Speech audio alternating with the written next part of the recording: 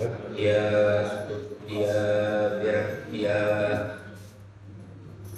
ಭಜದಮಲಜನ ಔನ್ನತ್ಯ ಕೋಟಿ ಅರ್ಪಕಾಯ ಶಿತ್ಯಾಂ ಅತ್ಯಲ್ಪವೃತ್ಯೇಷ್ವಪಿ ಕುಜನಕೃತ ಔದ್ಧತ್ಯ ಭೂತ್ಯಾಜಕಾಯ ಕರ್ತ್ರೇ ಭರ್ತ್ರೇ ಅಥ ಭರ್ತ್ರೇ ಹಯಮುಖಹರಯೇ ಅಮುತ್ರ ಪಾತ್ರೇ ನಮಸ್ತೆ ತಸ್ಮೈ ಕಸ್ಮೈಚಿತ್ ಅಸ್ಮನ್ ಮನಸಿ ಧೃತ ಕಥಾ ವಿಸ್ಮೃತೌ ಸ್ಮಾರಕಾಯ ಶ್ರೀರಮಾಯಿ ನಮಃ ಶ್ರೀ ಆನಂದತೀರ್ಥ ಗುರುಭ್ಯೋ ನಮಃ ಶ್ರೀ ಭಾರತೀ ನಮಃ ಶ್ರೀ ಜಯತೀರ್ಥ ಗುರುಭ್ಯೋ ನಮಃ ಶ್ರೀ ವ್ಯಾಸರಾಜ ತೀರ್ಥ ಗುರುಭ್ಯೋ ನಮಃ ಶ್ರೀ ವಾದಿರಾಜ ತೀರ್ಥ ಗುರುಭ್ಯೋ ನಮಃ ಪೂಜ್ಯಾಯ ರಾಘವೇಂದ್ರಾಯ ಸತ್ಯ ಧರ್ಮರತಾಯ ಚ ಭಜತಾಂ ಕಲ್ಪವೃಕ್ಷಾಯ ನತಾಂ ಕಾಮಧೇನವೇ ಶ್ರೀ ವಿದ್ಯಾಮಾನ್ಯ ತೀರ್ಥ ಗುರುಭ್ಯೋ ನಮಃ ವೇದಾಂತ ತರ್ಕಾಭಿಗರ್ಗಬುದ್ಧಿ ವಿದ್ಯಾಪ್ರಸಾಯ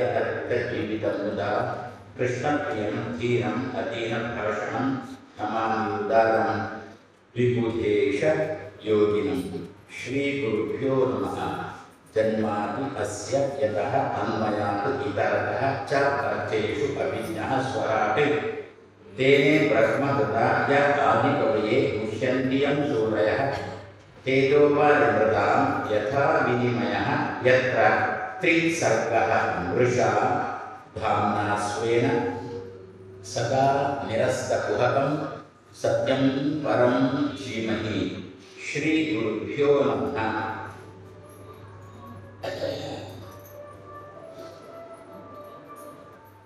ನಾವು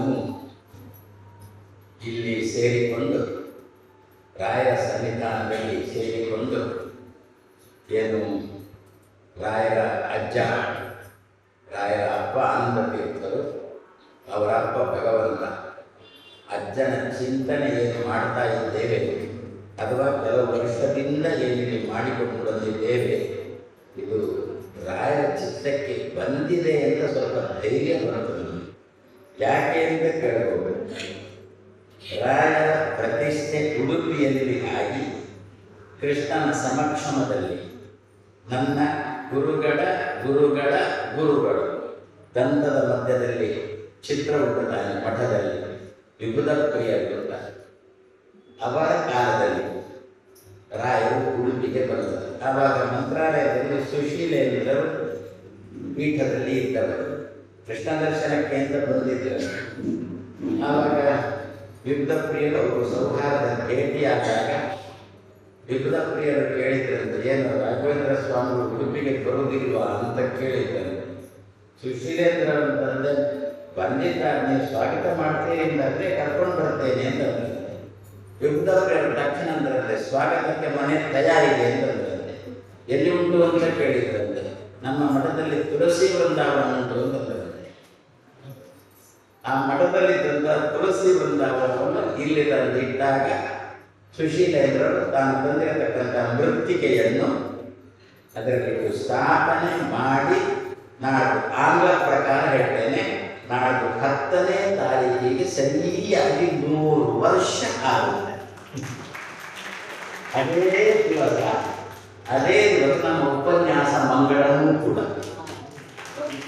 ಇದು ನನಗೆ ಗೊತ್ತೇ ಇಲ್ಲ. ಹೀಗೆ ತುಂಬ ಅಭಿಮಾನಿ ರಘುತ್ತಮ ರಾಘವೇಂದ್ರ ಅಂತಿದ್ರು, ಅಣ್ಣ ತಮ್ಮಂದಿರು, ನನ್ನನ್ನು ತುಂಬ ಹಚ್ಚಿಕೊಂಡವರು.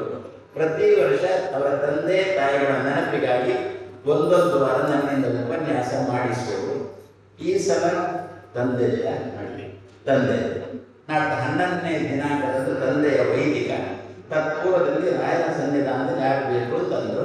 10ಕ್ಕೆ ಮಂಗಳ ಮಾಡೋದು, 4ಕ್ಕೆ ಆರಂಭ ಮಾಡಿ 10ಕ್ಕೆ ನನಗೆ ಮೊನ್ನೆ ಶುರು ಮಾಡಲಿಕ್ಕೆ ನನಗೆ ದಿವಸ ಇರಲಿಲ್ಲ. ಅದರಿಂದ ಮತ್ತೆ ಮಾಡಿ ಮುಗುವಂತ ನನಗೂ ದಿವಸ ಇಲ್ಲ. ಈ ಮಧ್ಯದಲ್ಲಿ 4ನೇ ದಿವಸಕ್ಕೆ ಆರಂಭ ಮಾಡಿ 10ಕ್ಕೆ ಮಂಗಳ ಮಾಡೋಣ ಅಂತಂದೆ. ಆಯಿತು ಅಂತಂದರು. ಇಲ್ಲಿಯ ವ್ಯವಸ್ಥಾಪಕ ಜಯತೀರ್ಥನಿಗೆ ತಿಳಿಸಿದರೆ ಎಲ್ಲ ತೆಗೆದು ನೋಡಿದ 10ನೇ ತಾರೀಕಿಗೆ ರಾಯರು ಉಡುಪಿಗೆ ಬಂದು ನಿಂತಿರತಕ್ಕಂತಹ ದಿವಸದೆಲ್ಲ ನಾವು ಇಲ್ಲಿ ಯಾವಾಗ ಪ್ರತಿಷ್ಠಾ ದಿವಸ ಅಂತ ನೋಡಿಕೊಂಡು ನಾವು ದಿವಸ ಕೊಟ್ಟದ್ದಲ್ಲ, ಒಂದು ರೀತಿಯಲ್ಲಿ ನಾವು ದಿವಸ ಕೊಟ್ಟದ್ದಕ್ಕೆ ರಾಯರು ಹೊಂದಿಸಿಕೊಂಡದ್ದು. ಅಂದರೆ ರಾಯರಿಗೆ ನಮ್ಮ ಮೇಲೆ ಎಷ್ಟು ಅನುಕಂಪ ಉಂಟು ಎನ್ನುವುದು ಇದರಿಂದ ಗೊತ್ತಾಗುತ್ತೆ. ಆ ನಿಟ್ಟಿನಲ್ಲಿ ಅದಕ್ಕೆ ಕಾಣುತ್ತೆ ರಾಯರು ತನ್ನ ತಲೆ ಮೇಲೆ ನಮ್ಮನ್ನು ಇಟ್ಟುಕೊಂಡು ಉಪನ್ಯಾಸ ಮಾಡಿಸ್ತಾರೆ, ಕೇಳಿಸಿಕೊಳ್ತಾರೆ. ಅಷ್ಟು ತಲೆ ಮೇಲೆ ರಾಯರು ಹೊತ್ತುಕೊಂಡಿದ್ದಾರೆ. ಆದ್ರಿಂದ ನೀವು ಬದ್ರಿ ವಿಷಯ ಮಾತಾಡಲಿಲ್ಲ ಸ್ವಾಮಿ, ಬದ್ರಿಯ ವಿಷಯ. ನಿನ್ನೆ ನೀವು ಬದ್ರಿ ವಿಷಯ ಮಾತಾಡಿಲ್ಲ. ಈ ಪ್ರವಚನ ಬುಕ್ ಮಾಡುವ ದಿವಸ ನೀವು ಬದ್ರಿಯಲ್ಲಿ. ಹೌದಾ? ಅದು ಮತ್ತೊಂದು ಘಟನೆ. ಅದೇ ನಿನ್ನೆ ಬದ್ರಿ ಬಗ್ಗೆ ನಾನು ಮಾತಾಡಿದ್ದೆ. ಇವತ್ತಿಲ್ಲಿ ದೂರವಾಣಿ ಮೂಲಕ ಉಪನ್ಯಾಸದ ದಿವಸ ಎಲ್ಲ ಇವರಿಗೆ ವಿದ್ಯಾರ್ಥಿನಿಗೆ ತಿಳಿಸುವಾಗ ನಾನು ಬದ್ರಿಯಲ್ಲೇ ಇದ್ದೆ. ಏನು ದೈವ ಸಂಕಲ್ಪ ಅಂತ ಈ ಸಂದರ್ಭದಲ್ಲಿ ಭಾವಿಸ್ತಾ ನಿನ್ನೆ ದಿವಸದ್ದು ಗೋಪಿಕಾ ಸ್ತ್ರೀಯರ ವೃತದ ಬಗ್ಗೆ ನಾವು ನೋಡಲಿಕ್ಕೆ ಆರಂಭ ಮಾಡಿದ್ದೆವು. ಅದೇ ಕಾತ್ಯಾಯನಿ ಅಂತಲ್ಲ, ಕಾರ್ತ್ಯಾಯನಿ ಆಗಬೇಕು ಅಂತ. ನೀವು ಯಾಕೆ ಅಂತ ಕೇಳ್ಬೋದು. ಅದಕ್ಕೆ ಉತ್ತರ ನಿನ್ನೆ ಕೊಟ್ಟಿಲ್ಲ. ಅದರ ಸ್ಪಷ್ಟೀಕರಣ ಇವತ್ತು ಕೊಡುವುದು ಅಂದರೆ, ನಮಗೆ ಕೃತ್ಯ ಅಂದರೆ ಗೊತ್ತು. ಮಾಟಕೃತ್ಯ ಅಂತ ತುಂಬ ಪ್ರಸಿದ್ಧ. ಅವನಿಗೆ ಕೃತ್ಯ ಅಂತ ಹೇಳಲಿಕ್ಕೆ ಬಾರದಿದ್ದು ಕೂಡ ಅಡ್ಡಿಲ್ಲ, ಮಾಡಲಿಕ್ಕೆ ಗೊತ್ತಿರುತ್ತೆ. ಇನ್ನೊಬ್ಬರ ಮೇಲೆ ಮಾಟಕೃತ್ಯ ಪ್ರಯೋಗ ಮಾಡಲಿಕ್ಕೆ ಗೊತ್ತಿರುತ್ತೆ. ಈ ಕೃತ್ಯ ಏನು ಮಾಟ ಕೃತ್ಯಗಳು ಉಂಟು, ಆ ಕೃತ್ಯಕ್ಕೆ ಒಂದು ಸಂಬಂಧಪಟ್ಟ ನೀಚ ದೈವ ಇರುತ್ತೆ. ನಮ್ಮ ಮೇಲೆ ಮಾಟ ಪ್ರಯೋಗ ಮಾಡುವವರು ನೀಚ ದೈವವನ್ನು ತನ್ನ ಹಿಡಿತಕ್ಕೆ ತೆಗೊಂಡು ಈ ಕೃತ್ಯ ಅವನನ್ನು ತೆಗೆಯಲಿಕ್ಕೆ ಬೇಕಾಗಿರತಕ್ಕಂಥ ಏನೊಂದು ಕೃತ್ಯ ಉಂಟು, ಆ ಕೃತ್ಯಕ್ಕೆ ಮಾಟ ಕೃತ್ಯಕ್ಕೆ ಈ ದೈವವನ್ನು ನೀಚ ದೈವವನ್ನು ಆಶ್ರಯವನ್ನಾಗಿ ಮಾಡಿಬಿಡ್ತಾನೆ ಮಾಡುವ. ಅಂದರೆ ಕೃತ್ಯ ಮಾಡಿದಂತಹದ್ದೇನೋ ಹೋಮ ಹವನ ಲಿಂಬೆ ಹುಣಿ ಅಭಿವೃದ್ಧಿ ಇರುತ್ತಲ್ಲ, ಅದನ್ನೆಲ್ಲ ಮಾಡಿ ನೀಚ ದೈವದ ಕೈಯಲ್ಲಿ ಕೊಡ್ತಾನೆ. ಆವಾಗ ನೀಚ ದೈವ ಏನಾಯಿತು, ಇವ ಮಾಡಿದ ಕೃತ್ಯಕ್ಕೆ ಅಯನ ಶಬ್ದಕ್ಕೆ ಆಶ್ರಯ ಅಂತ ಅರ್ಥ. ಆದರೆ ಅದೇನ ನೀಚ ಕೃತ್ಯ ಅಯನ ಅಂತ ಆಯಿತು.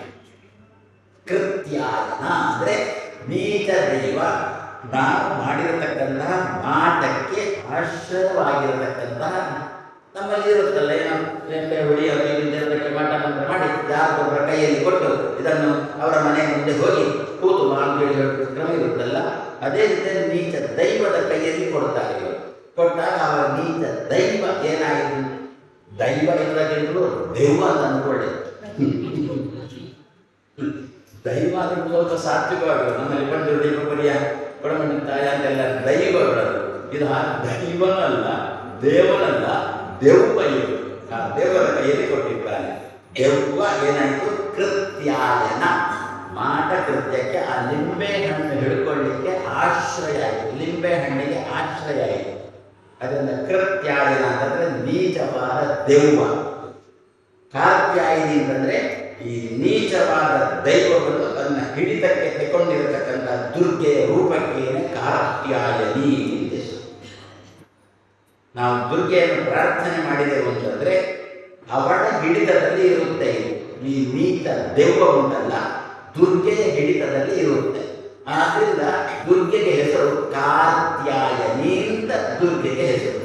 ಆ ದುರ್ಗೆಯನ್ನು ಪ್ರತಿ ದಿವಸ ಪ್ರಾರ್ಥನೆ ಮಾಡ್ತಾ ಇದ್ದೆವು ಅಂತಂದ್ರೆ, ಪ್ರಾರ್ಥನೆ ಮಾಡುವುದರಲ್ಲಿ ನ್ಯೂನತೆ ಇದ್ದರೆ ಅವಳು ನಮ್ಮ ಮೇಲೆ ಕಳಿಸ್ತಾಳೆ. ಆ ದೈವವನ್ನು ಚೆನ್ನಾಗಿ ಪ್ರಾರ್ಥನೆ ಮಾಡಿದೆವು ಅಂತಂದ್ರೆ ದುರ್ಗೆಯನ್ನು ಯಾರು ಕಳಿಸಿದ್ದಾನೆ ಅವನಿಗೆ ಕಳಿಸ್ತಾಳೆ, ಅವನಿಗೆ ತಿರುಗಿ ಬಡಿಯುತ್ತೆ. ಆದ್ದರಿಂದ ಇವಳಿಗೆ ಹೆಸರು ಕಾರ್ತ್ಯಾಯನಿ. ಕಾರ್ತ್ಯಾಯನಿ ಅಂತ ಇವಳಿಗೆ ಹೆಸರು. ನಾವೆಲ್ಲ ಪ್ರತಿ ದಿವಸ ಇವಳನ್ನು ಕಾರ್ತ್ಯಾಯನಿ ಅಂತ ಪ್ರಾರ್ಥನೆ ಮಾಡೋಣ. ನಮ್ಮ ದೇಶವನ್ನು ಸಂರಕ್ಷಣೆ ಮಾಡುವುದಕ್ಕೋಸ್ಕರ ಹಗಲು ರಾತ್ರಿ ಎನ್ನದೆ ಕಾದುಕೊಂಡಿರತಕ್ಕಂಥ ವ್ಯಕ್ತಿಯನ್ನು ತೆಗೆಯಲಿಕ್ಕೆ ತುಂಬ ಜನ ಪ್ರಯತ್ನ ಮಾಡ್ತಾ ಇದ್ದಾರೆ. ಈಗ ಏನೆಲ್ಲ ಮಾಡಬೇಕಾಯ್ತು, ಏನು ಮಾಡಿದ್ರು ಇವತ್ತು ಜಗ್ತಾ ಇಲ್ಲ. ಕೊನೆಗೆ ಇವನನ್ನು ತೆಗೆಯುವುದೇ ನಮ್ಮ ಉದ್ಯೋಗ ತನಕ ಹೊರಟಿದ್ದಾರೆ. ಹಾಗಾದರೆ ಏನು ತಲೆಯಲ್ಲಿ ಕೆಟ್ಟ ಆಲೋಚನೆಗಳು ಉಂಟೋ, ನಮ್ಮ ಪ್ರಧಾನಮಂತ್ರಿಯ ಬಗ್ಗೆ ಏನು ಕೆಟ್ಟ ಆಲೋಚನೆಗಳು ಉಂಟೋ, ಆ ಆಲೋಚನೆಗಳ ಪ್ರಭಾವ ಪ್ರಧಾನಮಂತ್ರಿಯ ಮೇಲೆ ಆಗದೆ ಯಾರು ಕೆಟ್ಟ ಆಲೋಚನೆ ಮಾಡಿದ್ದಾರೆ ಅವರಿಗೇನೆ ಆಗುವುದಕ್ಕೋಸ್ಕರ ಪ್ರತಿ ದಿವಸ ಕಾರ್ತ್ಯಾಯನಿ ಮಂತ್ರದ ಜಪವನ್ನು ನಾವು ಮಾಡಿ ದೇಶಕ್ಕೆ ನಮ್ಮ ಕೊಡುಗೆಯನ್ನು ಕೊಡಬೇಕು. ದೇಶಕ್ಕೆ ಭಾರ ಆಗಬಾರದು, ದೇಶಕ್ಕೆ ಆಭಾರಿಗಳು ಆಗಬೇಕು. ಆ ನಿಟ್ಟಿನಲ್ಲಿ ಕಾತ್ಯಾಯಿನಿ ಮಹಾಭಾಗ್ಯೆ ಅದರ ಅರ್ಥ ನೋಡಿದೆವು. ಮಹಾಯೋಗಿನಿ ಅಧೀಶ್ವರಿ, ಬರೇ ಈಶ್ವರಿ ಅಲ್ಲ, ಪಾರ್ವತಿ ಇದ್ದಾಳೆ. ಪಾರ್ವತಿಯನ್ನು ಕಾತ್ಯಾಯನಿ ಅಂತ ಕರೀತಾರೆ. ಪಾರ್ವತಿ ಅವಳು ಈಶ್ವರಿ ಅಷ್ಟೇ, ಅವಳಿಗಿಂತಲೂ ಕೂಡ ಅಧಿಕವಾದ ಒಡೆತನ ಉಳ್ಳವಳು ದುರ್ಗೆ, ಕೃಷ್ಣನ ಪತ್ನಿ, ಕೃಷ್ಣನಿಗೆ ತಂಗಿಯಾಗಿ ಬಂದವರು. ಆದರೆ ಅವರು ಏನು ಕರೆದು ಬರೀ ಅಧೀಶ್ವರಿ ಅಂತ ಕರೀಲಿಲ್ಲ, ಅಧಿಕವಾಗಿ ಒಡೆತನ ಉಳ್ಳವಳು ಅಂತ ಕರೆದರು. ಅವಳಿಗಿಂತ ಹೆಚ್ಚಿನ ಒಡೆತನ ಉಳ್ಳ ಹೆಣ್ಣು ದೇವತೆ ಇನ್ನೊಂದಿದೆ. ಗಂಡು ದೇವತೆ ಅವಳ ಗಂಡನೇ ಇಲ್ಲ, ಹೆಚ್ಚಿನ ಒಡೆತನ ಉಳ್ಳವಳು, ಹೆಚ್ಚಿನ ಅಧಿಕಾರ ಉಳ್ಳವಳು. ಹೆಣ್ಣು ದೇವ ಇನ್ನೊಂದಿಲ್ಲ, ಹೆಣ್ಣು ದೇವತೆ ಇನ್ನೊಂದಿಲ್ಲ. ಆ ದೃಷ್ಟಿಯಲ್ಲಿ ಅಧೀಶ್ವರಿ ಎನ್ನುವ ಶಬ್ದದಿಂದ ಅವಳನ್ನು ಕರೆದರು.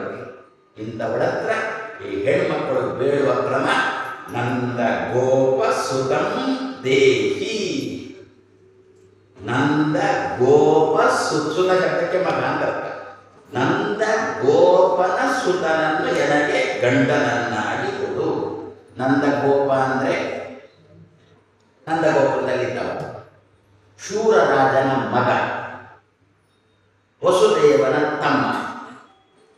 ಶೂರರಾಜನಿಗೆ ಇಬ್ರು ಹೆಂಡಂದಿಯರು, ತುಂಬ ಜನ ಹೆಂಡತಿಯರು, ಅಂದರೆ ಇಬ್ರು ಹೆಂಡಂದಿಯರಲ್ಲಿ ಹುಟ್ಟಿ, ಒಂದು ಹೆಂಡತಿಯಲ್ಲಿ ವಸುದೇವ ಹುಟ್ಟಿದ, ಇನ್ನೊಂದು ಹೆಂಡತಿಯಲ್ಲಿ ನಂದಗೋಪ ಹುಟ್ಟಿದ. ಅಪ್ಪ ಒಬ್ಬನೇ, ಅಮ್ಮ ಬೇರೆ ಬೇರೆ. ಏನು ಕೇಳ್ತಾರೆ ಇಲ್ಲಿ ಹೆಣ್ಮಕ್ಕಳು?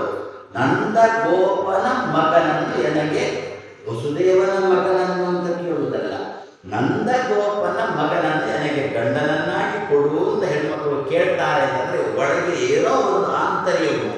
ಪ್ರಾಯ ಹೆಣ್ಮಕ್ಕಳಿಗೆ ಗೊತ್ತು ಏನು ಅಂತ, ಗಂಡ ಕೆಲವು ಸಂದರ್ಭದಲ್ಲಿ ಹೇಗಿರ್ತಾನೆ ಅಂತ ಹೆಣ್ಮಕ್ಕಳಿಗೆ ಗೊತ್ತು. ಅದಕ್ಕೋಸ್ಕರನೇ ತುಂಬ ಎಚ್ಚರಿಕೆಯಿಂದ ಪ್ರಾರ್ಥನೆ ಮಾಡ್ತಾ ಇದ್ದಾರೆ.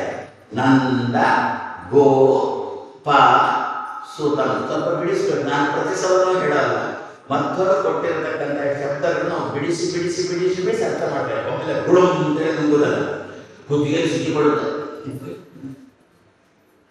ನಂದ ಗೋಪ ಶಬ್ದಕ್ಕೆ ಅರ್ಥ ಏನು ಗೊತ್ತು ನಮಗೆ. ಆಕಳುಗಳನ್ನು ಮೇಯಿಸುವವ ಅಂತ. ಗೋ ಅಂದರೆ ಆಕಳುಗಳು, ಪ ಅಂದರೆ ಮೇಯಿಸುವವ, ಗೋಪ ಅಂದರೆ ಆಕಳುಗಳನ್ನು ಮೇಯಿಸುವವ.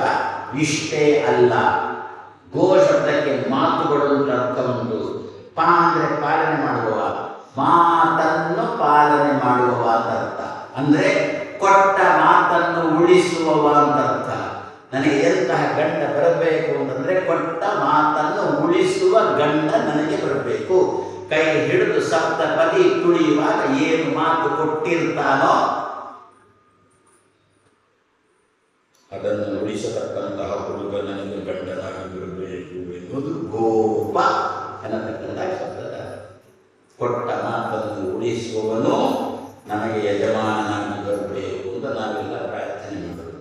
ನಂದ ಗೋಪ ಸುತನನ್ನು ನನಗೆ ಪತಿಯನ್ನಾಗಿ ಕೊಡು. ಪತಿಯನ್ನಾಗಿ ಕೊಡುವುದಂದ್ರೆ ಎನ್ನನ್ನು ಆಳುವವನನ್ನಾಗಿ ಕೊಡು. ಅದು ಬಿಟ್ಟು 5 ವರ್ಷ ನಾನೇ ಕೊಡುತ್ತೇನೆ, ಇದನ್ನು ಮಾತು ಕೊಡುವಾಗ ಮಾತ್ರ 2.5 ಎಂದು ಮಾತು ಕೊಡುತ್ತಾರೆ. ಅವಧಿ ಮುಗಿಯುವ ಹಂತಕ್ಕೆ ಬಂದಾಗ ಈತ ಮಗನ ಹತ್ರನೂ ಹೇಳಿಸುದು, ಆಚೆ ತಾನು ಹೇಳುದು.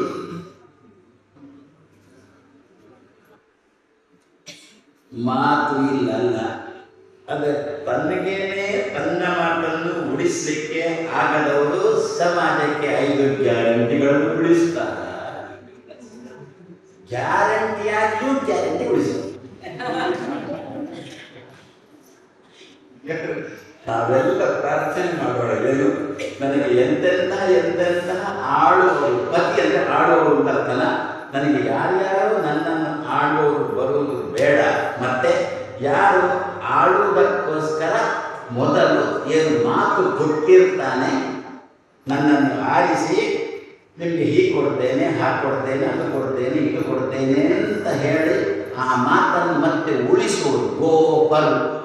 ಗೋ ಮಾತನ್ನು ಉಳಿಸೋರಾಗಬೇಕು. ಅಂಥವರನ್ನು ಆರಿಸತಕ್ಕಂತಹ ಒಂದು ತಾಕತ್ತು, ಬುದ್ಧಿಮತ್ತ ನಮಗೆ ಬರುವಂತಾಗಬೇಕು. ಸದ್ಯಕ್ಕೆ ಈಗ ಹೆಣ್ಮಕ್ಕಳು, ನಮ್ಮ ಲೋಕದ ಹೆಣ್ಮಕ್ಕಳಿಗೂ ಕೂಡ ಇದು ತುಂಬ ಅನುಕೂಲವಾಗಿರತಕ್ಕಂಥ ಮಾತು.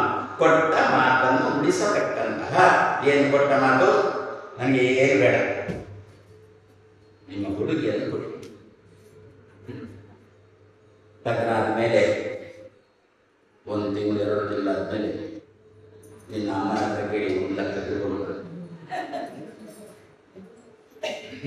ನಿನ್ನ ಅಮ್ಮನ ಹತ್ರ ಕೇಳಿ ಮತ್ತೇನು ಬೇಡ, ಮತ್ತೆ ಒಂದು ದೊಡ್ಡ ಕಾರು, ಯಾಕೆ ನನಗೆ ಕಾರು ಇಟ್ಟುಕೊಂಡು ಕಾರು ಆದರೆ ಹೆಣ್ಮಕ್ಕಳು ಪ್ರಾರ್ಥನೆ ಮಾಡಬೇಕು ಏನಂತ, ಗೋಪನ ಸುತನನ್ನು ನನಗೆ ಗಂಡನನ್ನಾಗಿ ಕೊಡು, ಮಾತನ್ನು ಉಳಿಸತಕ್ಕಂಥವನ ಸುತನನ್ನು ತಂತ ಇದ್ದಾರೆ. ಯಾಕೆಂತಂದ್ರೆ ಇದು ಆಚಾರ್ಯ ಮಧ್ವರು ಕೊಟ್ಟಿರತಕ್ಕಂಥ ಎಷ್ಟು ಮಾತು ಅಂತಂದ್ರೆ, ಮಧ್ವರ ಮಾತು ಅಪ್ಪನ ಗುಣ ಮಕ್ಕಳಲ್ಲಿ ಅಂತ ಮಧ್ವರದ್ದು ಮಾತು. ಪಿತೃಗುಣ ಮಾತೃ ಜಾತಿ, ಅಮ್ಮನ ಜಾತಿಯಂತೆ ಮಕ್ಕಳಿಗೆ ಅಪ್ಪನ ಗುಣ. ಆದ್ದರಿಂದ ಗೋಪ ಅವನ ಮಗನನ್ನು ನನಗೆ ಗಂಡನನ್ನಾಗಿ ಕೊಡುವುದಂದ್ರೆ ಏನರ್ಥ, ಗೋಪ ಮಾತನ್ನು ಉಳಿಸುವವ, ಗೋಪ ಮಾತನ್ನು ಉಳಿಸುವವ ಅವನ ಮಗ ಅಂದ್ರೆ ಏನಾಗಬೇಕು, ಮಗನು ಕೂಡ ಏನಾಗಬೇಕು, ಮಾತನ್ನು ಉಳಿಸುವವನೇ ಆಗಬೇಕು. ಹಾಗಾದ್ರೆ ಮಾತನ್ನು ಉಳಿಸತಕ್ಕಂಥ, ಯಾಕೆ ನಂದ ಗೋಪನನ್ನೇ ಕೊಡುವುದು ಬಿಟ್ಟರೆ ಅವನಿಗೆ ವಯಸ್ಸಾಗಿದೆ, ನಂದ ಗೋಪನಿಗೆ. ಈ ಹೆಣ್ಮಕ್ಕಳಂತ ಪುಳ್ಳಿಗಳಿರ್ತಕ್ಕಂಥ ಸಮ ವಯಸ್ಸಾಗಿದೆ, ಮೊಮ್ಮಕ್ಕಳು ಮರಿ ಮಕ್ಕಳು ಇರತಕ್ಕಂಥ ವಯಸ್ಸಾಗಿದೆ. ಆದ್ದರಿಂದ ಅವನ ಸುತನನ್ನು ಅವಾಗ ಏನಾಗುತ್ತೆ ಅಂತಂದ್ಬಿಟ್ರೆ ಅವನ ಮಾತು ಇವನಲ್ಲಿಯೂ ಬರಬೇಕಾ, ಮಗನಲ್ಲಿಯೂ ಬರಬೇಕಾ ಅಂತ ಹುಡುಗನನ್ನು ನನಗೆ ಗಂಡನನ್ನಾಗಿ ಕೊಡುವಂತ ಹೆಣ್ಮಕ್ಕಳು ಪ್ರಾರ್ಥನೆ ಮಾಡ್ತಾ ಇದ್ದಾರೆ. ಇದು ನಾವು ನಿತ್ಯ ಮಾಡತಕ್ಕ ನಮ್ಮ ಮಗಳ ಬಗ್ಗೆ ನಾವು ದೇವರಲ್ಲಿ ಪ್ರಾರ್ಥನೆ ಮಾಡತಕ್ಕಂಥದ್ದು. ಸುಮ್ಮನೆ ಅವನ ಹತ್ರ ಹೋಗುವುದು, ಇವನ ಹತ್ರ ಹೋಗುವುದು, ಅವ ಮಾಧ್ಯಮ ಇವ ಮಾಧ್ಯಮ ಬೇಡವೇ ಬೇಡ. ನನಗೆ ನೇರವಾದ ದೇವರೇ ಇದ್ದಾರೆ. ಇದನ್ನು ಪ್ರತಿ ಸಲ ನಾನು ಹೇಳಲ್ಲ, ಮಾಧ್ಯಮದವನಿಗೆ ಹೆಸರೇ ನಿಮ್ಮ ಆಂಗ್ಲ ಭಾಷೆಯಲ್ಲಿ ಬ್ರೋಕ್, ಬ್ರೇಕ್, ಬ್ರೋಕ್, ಬ್ರೋಕನ್ನ past break present tense, past tense broke, ಆಮೇಲೆ ಮತ್ತೊಂದು ಉಂಟಲ್ಲ ಅದರಲ್ಲಿ ಪಾರ್ಟ್ಸ್ ಅಂತ ಕಲಿತೀರಿ ಕಾಣುತ್ತೆ, ಅದು ಬ್ರೋಕರ್. ಇವನ ಮಧ್ಯವರ್ತಿಯವನ ಹೆಸರೇನು, ಮೊದಲೇ ಪಾಸ್ಟ್ ಟೆನ್ಸ್ ಬ್ರೋಕರ್, ಬ್ರೇಕರ್ ಅನ್ನಲ್ಲ ಬ್ರೋಕರ್. ಗೊತ್ತು ದೇವರಿಗೂ ಕೂಡ ಏನೋ ಗಂಟು ಹಾಕಿದ, ಅಲ್ಲೇನೋ ಕಟ್ಟಿಬಿಟ್ಟು ಶುರುವಾಯಿತು, ಅವನಿಗೆ ದೂರವಾಣಿ ಮಾಡಿಬಿಟ್ರೆ ಸ್ವಿಚ್. ಇಲ್ಲಿ ಬ್ರೇಕ್ ಆಗಿ ಇವರ ದಾಂಪತ್ಯ ಜೀವನ ಬ್ರೇಕ್ ಮೊದಲೇ ಬ್ರೇಕ್ ಆಗಿದೆ, ಆದರೆ ನಮಗೆ ಪಾಸ್ಟ್ ಟೆನ್ಸ್ ಬ್ರೋಕ್ ಅಂತ ನಮಗೆ ಪಾಸ್ಟ್ ಟೆನ್ಸ್ ಅಂಥವ್ರು ಯಾರು ಕೂಡ ನಮಗೆ ಬೇಡ. ನಮಗೆ ಮುಖ್ಯವಾಗಿ ಬೇಕಾದದ್ದು ಭಗವಂತ. ಆ ದೃಷ್ಟಿಯಿಂದ ಇವಳಲ್ಲಿ ಕೇಳ್ತಾ, ಇವಳು ಒಳ್ಳೆಯ ಮಾಧ್ಯಮ. ಯಾರಿಗೆ? ಗೋಪಿಕಾ ಸ್ತ್ರೀಯರಿಗೂ ಭಗವಂತನಿಗೂ ಮಾಧ್ಯಮ. ಈ ಯಾರು ದುರ್ಗೆ ಒಳ್ಳೆಯ ಮಾಧ್ಯಮ, ಆಕೆ ತಂಗಿಯ ಹೌದು, ಈಕೆ ಹೆಂಡತಿಯ ಹೌದು. ಗಂಡ ಇನ್ನೊಂದು ಹುಡುಗಿಯನ್ನು ಲಗ್ನ ಆಗಬೇಕು ಅಂತಾದರೆ ಮೊದಲ ಅನುಮತಿ ಯಾರದ್ದು ಗೊತ್ತಾ? ಯಾರು ಲಗ್ನ ಆಗ್ತಾನೆ ಅವಳ ಅನುಮತಿ ಅಲ್ಲ, ಮತ್ತೆ ಮೊದಲು ಕಟ್ಟಿಕೊಂಡವಳ ಅನುಮತಿ. ಮೊದಲು ಯಾರನ್ನು ಕಟ್ಟಿಕೊಂಡಿದ್ದಾನೆ? ಲಕ್ಷ್ಮಿಯನ್ನು ಕಟ್ಟಿಕೊಂಡಿದ್ದಾನ. ಅದರಿಂದ ಲಕ್ಷ್ಮಿಯ ಅನುಮತಿಗೋಸ್ಕರ ತಂಗಿ ರೂಪದ ಲಕ್ಷ್ಮಿಯನ್ನು ಪ್ರಾರ್ಥನೆ ಮಾಡಿ. ಎಷ್ಟೋ ಹೆಣ್ಮಕ್ಕಳ ಬುದ್ಧಿಮತ್ತ ಉಂಟು ನೋಡಿ. ಒಬ್ಬ ಹುಡುಗನನ್ನು ಒಂದು ಹುಡುಗಿ ಅಪೇಕ್ಷೆ ಪಟ್ಟರೆ ಆ ಹುಡುಗ ಸಿಗಬೇಕು ಅಂತಾದ್ರೆ ಹುಡುಗನ ತಂಗಿಯನ್ನು ಹಿಡಿಬೇಕು. ವಾದಿರಾಜ ಶ್ರೀಪಾದರೆ ಒಂದು ಲೌಕಿಕ ಎಷ್ಟು ಚೆನ್ನಾಗಿ ಗೊತ್ತುಂಟು ನೋಡಿ. ನಮ್ಮ ಲೋಕದ ನಾವೇನ್ ಮಾಡ್ತೇವೆ ಅಂತಂದ್ರೆ ದಿಢೀರಂತ ಹುಡುಗನನ್ನೇ ಹಿಡಿಲಿಕ್ಕೆ ಹೋಗ್ತೇವೆ, ಅವನನ್ನೇ ಗಂಡನನ್ನಾಗಿ ನೋಡ್ತೇವೆ, ಗಂಡಾಂತರಾಗಿ ಬಿಡುತ್ತೆ ಜೀವನದಲ್ಲಿ. ಅದಕ್ಕೊಂದು ಹುಡುಗನ ತಂಗಿಯನ್ನು ಹಿಡಿ, ಹುಡುಗನ ತಂಗಿ ಹುಡುಗನ ಮನವೊಲಿಸ್ತಾಳೆ, ಚೆನ್ನಾಗಿದ್ದಾಳು, ನನಗೆ ಗೊತ್ತು ಅವಳು ತಜ್ಞಾಗು ಅಂತ ಹೇಳಿಕೊಂಡಿರು. ಇದು ಸಮಾಜಕ್ಕೆ ಕೊಡತಕ್ಕಂಥ ಪಾಠ ವಾದಿರಾಜ ಶ್ರೀಪಾದರು. ಅದರಿಂದ ಏನ್ ಮಾಡಿದ್ರು? ತಂಗಿಯೂ ಹೌದು ಹೆಂಡತಿಯೂ ಹೌದು ಅಂತ ದುರ್ಗೆಯನ್ನು ಇವರು ಆರಾಧನೆ ಮಾಡಲಿಕ್ಕೆ ತೊಡಗಿದ್ದಾರೆ. ಭಗವಂತನಿಗೂ ಗೋಪಿಕಾಸ್ತ್ರೀಯರಿಗೂ ಮಧ್ಯದಲ್ಲಿ ದುರ್ಗೆ ತಾನು ಮೀಡಿಯಾ ಆಗಿ ನಿಂತಳು. ಎಂದೂ ಕೂಡ ಇದು ಬ್ರೇಕ್ ಆಗೋಲ್ಲ ಅಥವಾ ಇವರು ಬ್ರೋಕರ್ ಆಗೋಲ್ಲ ಆ ರೀತಿಯಲ್ಲಿ. ಅದರಿಂದ ದುರ್ಗಾ ಪ್ರಾರ್ಥನೆ ಮಾಡ್ತಾ ಇದ್ದಾರೆ. ಎಂತಹ ಮಾತು?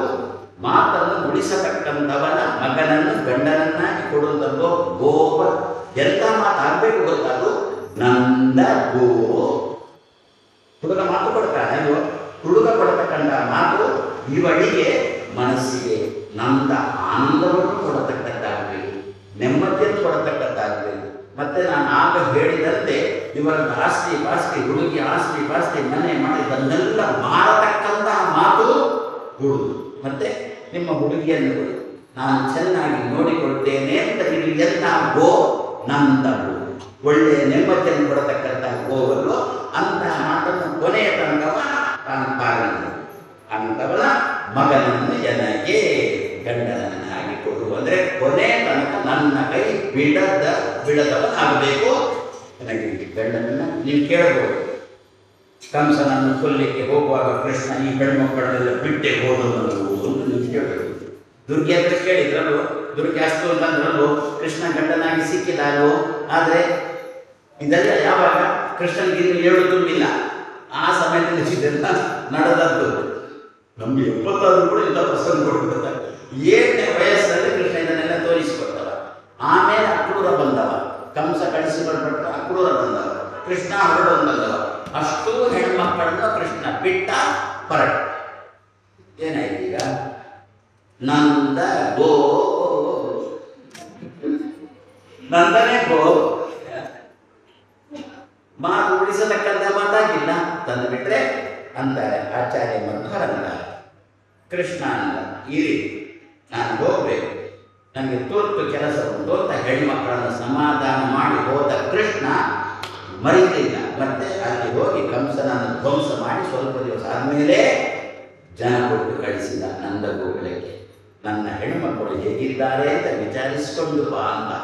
ಅಷ್ಟೇ ಏನು ಅಕ್ರೂರ ಬಂದನಂತೆ ಒಂದು ಉದ್ಧವ ಹೋಗಿದ್ದ.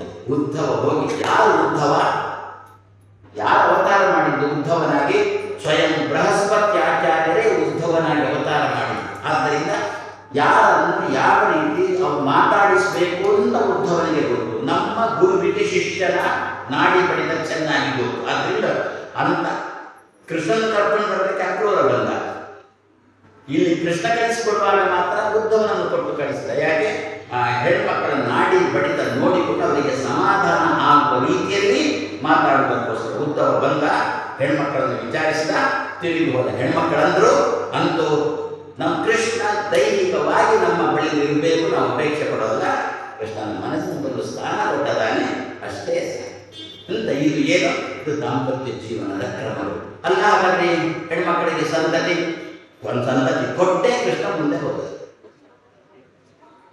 ಚಿಕ್ಕ ಚಿಕ್ಕ ಹೆಣ್ಮಕ್ಕಳಿಗೆ ಎಷ್ಟು ಕೊಟ್ಟ?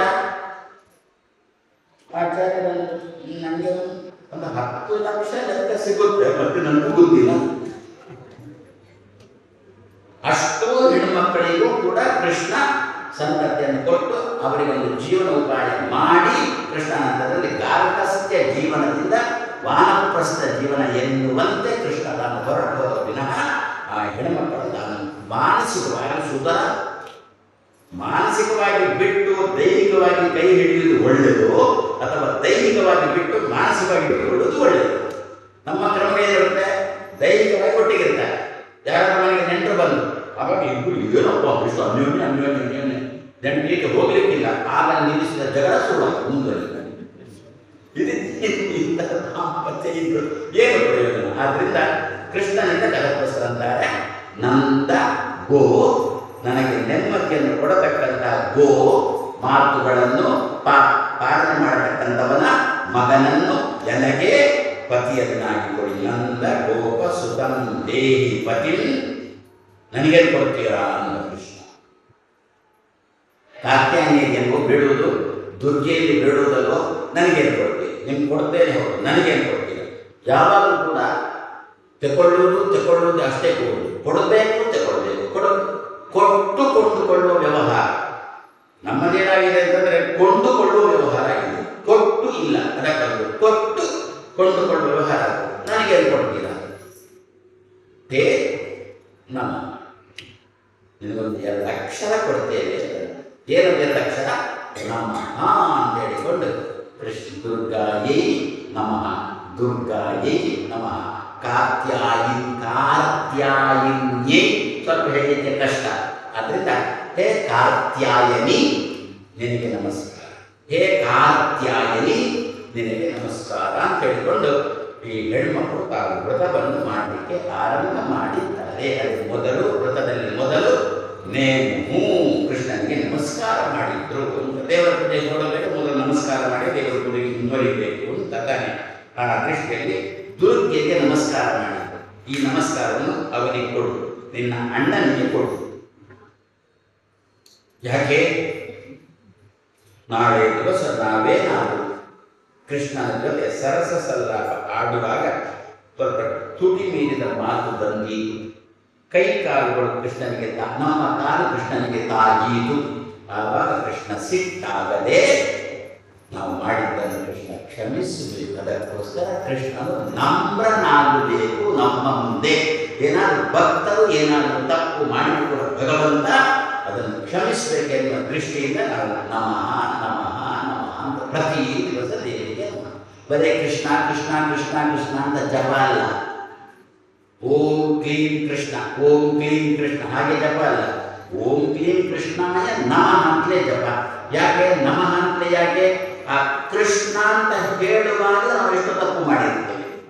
ನಮ್ಮ ಶಬ್ದ ಉಚ್ಚಾರ ಮಾಡುವಾಗ ನಮ್ಮಿಂದ ತಪ್ಪು ನಡೆದಿರುತ್ತೆ. ತಪ್ಪು ಶಬ್ದವನ್ನು ದೇವರ ಉಚ್ಚಾರ ಮಾಡಿಬಿಟ್ರೆ ದೇವರಿಗೆ ಸಿಟ್ಟು ಬರೋಲ್ವೋ? ನಮಗೇನೆ ಸಿಟ್ಟು ಬರುತ್ತಂತೆ, ಜುಜುಬಿಗಳಾದ ನಮಗೇನೆ ಸಿಟ್ಟು ಬರುತ್ತಂತೆ, ದೇವರಿಗೆ ಬರೋಲ್ವೋ? ಅದಕ್ಕೋಸ್ಕರ ನಮಃ ಅಂತ ಎಲ್ಲರೂ ಸೇರಿಸಿ, ನಮಃ ಅಂತ ಸೇರಿಸಿದ್ರೆ ದೇವರು ಏನು ಮಾಡ್ತಾನೆ? ನಮ್ಮ ಅಪರಾಧಗಳನ್ನು ಅಲ್ಲೇ ಕ್ಷಮಿಸ್ತಾನೆ. ಆ ದೃಷ್ಟಿಯಿಂದ ನಮಃ ಅಂತ ಹೇಳಿಕೊಂಡು ಕೃಷ್ಣನಿಗೆ ನಮಸ್ಕಾರ ಮಾಡಿ ಪ್ರತಿ ಇದು ನಾವು ಹೇಳುವುದಲ್ಲ, ವೇದ ಮಂತ್ರ ಹೇಳ್ತಾ ಉಂಟು. ಭೂಯಿಷ್ಟಾಂ ನಮಮುಕ್ತಿಂ ವಿಧೇ, ಭೂಯಿಷ್ಟಾಂತೆ ನಮಮುಕ್ತಿಂ ವಿಧೇಮ ಅಂತ. ಭೂಯಿಷ್ಟಾಂ ಬಂದುಬಿಟ್ರೆ ಬಹಳ ಅಂತ ಅರ್ಥ.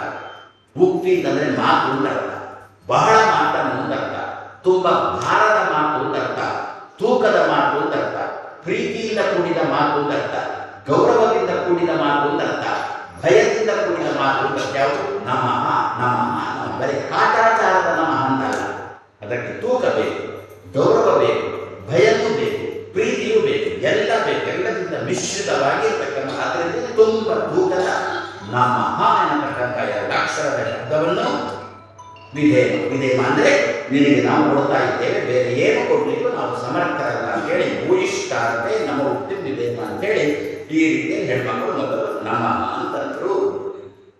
ಆಮೇಲೆ ಪೂಜಾಕ್ರಮ ಏನು ಮತ್ತೇನು ಮಾಡಿದರು ಹೆಣ್ಮಕ್ಕಳು ಅಂತಂದ್ರೆ ಒಂದು ಪುಷ್ಪ ಅರ್ಪಿಸಿದ್ದಾರೆ. ಹೆಣ್ಮಕ್ಕಳು ತುಳಸಿ ಅರ್ಪಣೆ ಮಾಡಲಿಕ್ಕೆ, ತುಳಸಿ ಕೊಯ್ಲಿಕ್ಕಿಲ್ಲ ಹೆಣ್ಮಕ್ಕಳು, ಅದನ್ನ ಅರ್ಪಣೆ ಮಾಡಲಿಕ್ಕೂ ಇಲ್ಲ. ಪುಷ್ಪ ಕೊಯ್ಬೋದು, ಪುಷ್ಪ ಅರ್ಪಣೆ ಅಲ್ಲ. ನಾವು ತುಳಸಿ ಕೊಯ್ಬಾರ್ದ? ನಾನು ಕೊಯ್ದಿದ್ದೇನೆ ಯಾರಿಗೆ ಅಲ್ಲ, ಕೊಯ್ದು ತಪ್ಪೇನ?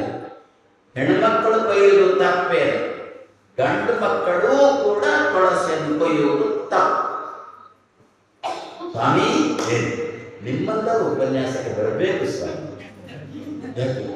ಇಲ್ಲದ್ರೆ ಮನೆಯಲ್ಲಿ ಅಪ್ಪ ಅಮ್ಮ ತುಳಸಿ ಕೊಯ್ತೀಯಾ ತುಳಸಿ ಕೊಯ್ತೀಯಾ ತುಳಸಿ ಕೊಯ್ತೀಯಾ ತುಳಸಿ ಕೊಯ್ತೀಯಾ.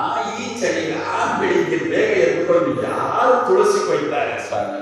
ನಿಮ್ಮಂತ ಉಪನ್ಯಾಸ ಮಾಡಿಬಿಟ್ಟು ಸ್ವಾಮಿಗಳಿದ್ದಾರೆ, ತುಳಸಿ ಕೊಯ್ಬಾರ್ದು ಅಂತ ಸ್ವಾಮಿಗಳಿದ್ದಾರೆ. ಅಪ್ಪ ಅಮ್ಮ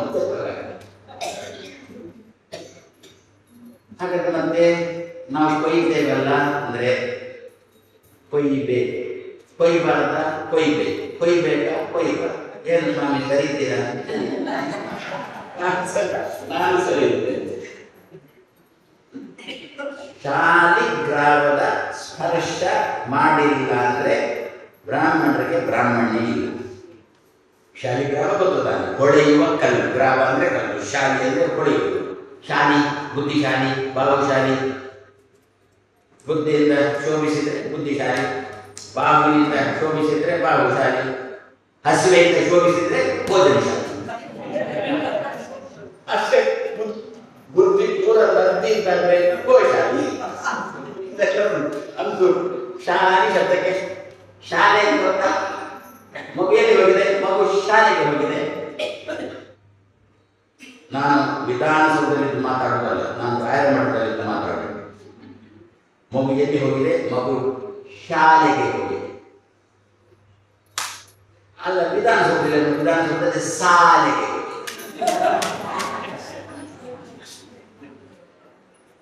ಇದರಲ್ಲಿ ಸ್ವಲ್ಪ ಆದರೂ ನೀವು ಸ್ವಲ್ಪ ಆಂಗ್ಲ ಭಾಷೆ ಮಾತಾಡ್ತಾರೆ, ಸ್ವಲ್ಪ ಆದರೂ ಎಕ್ಸಾಜರೇಷನ್ ಉಂಟಾ ಇದರಲ್ಲಿ?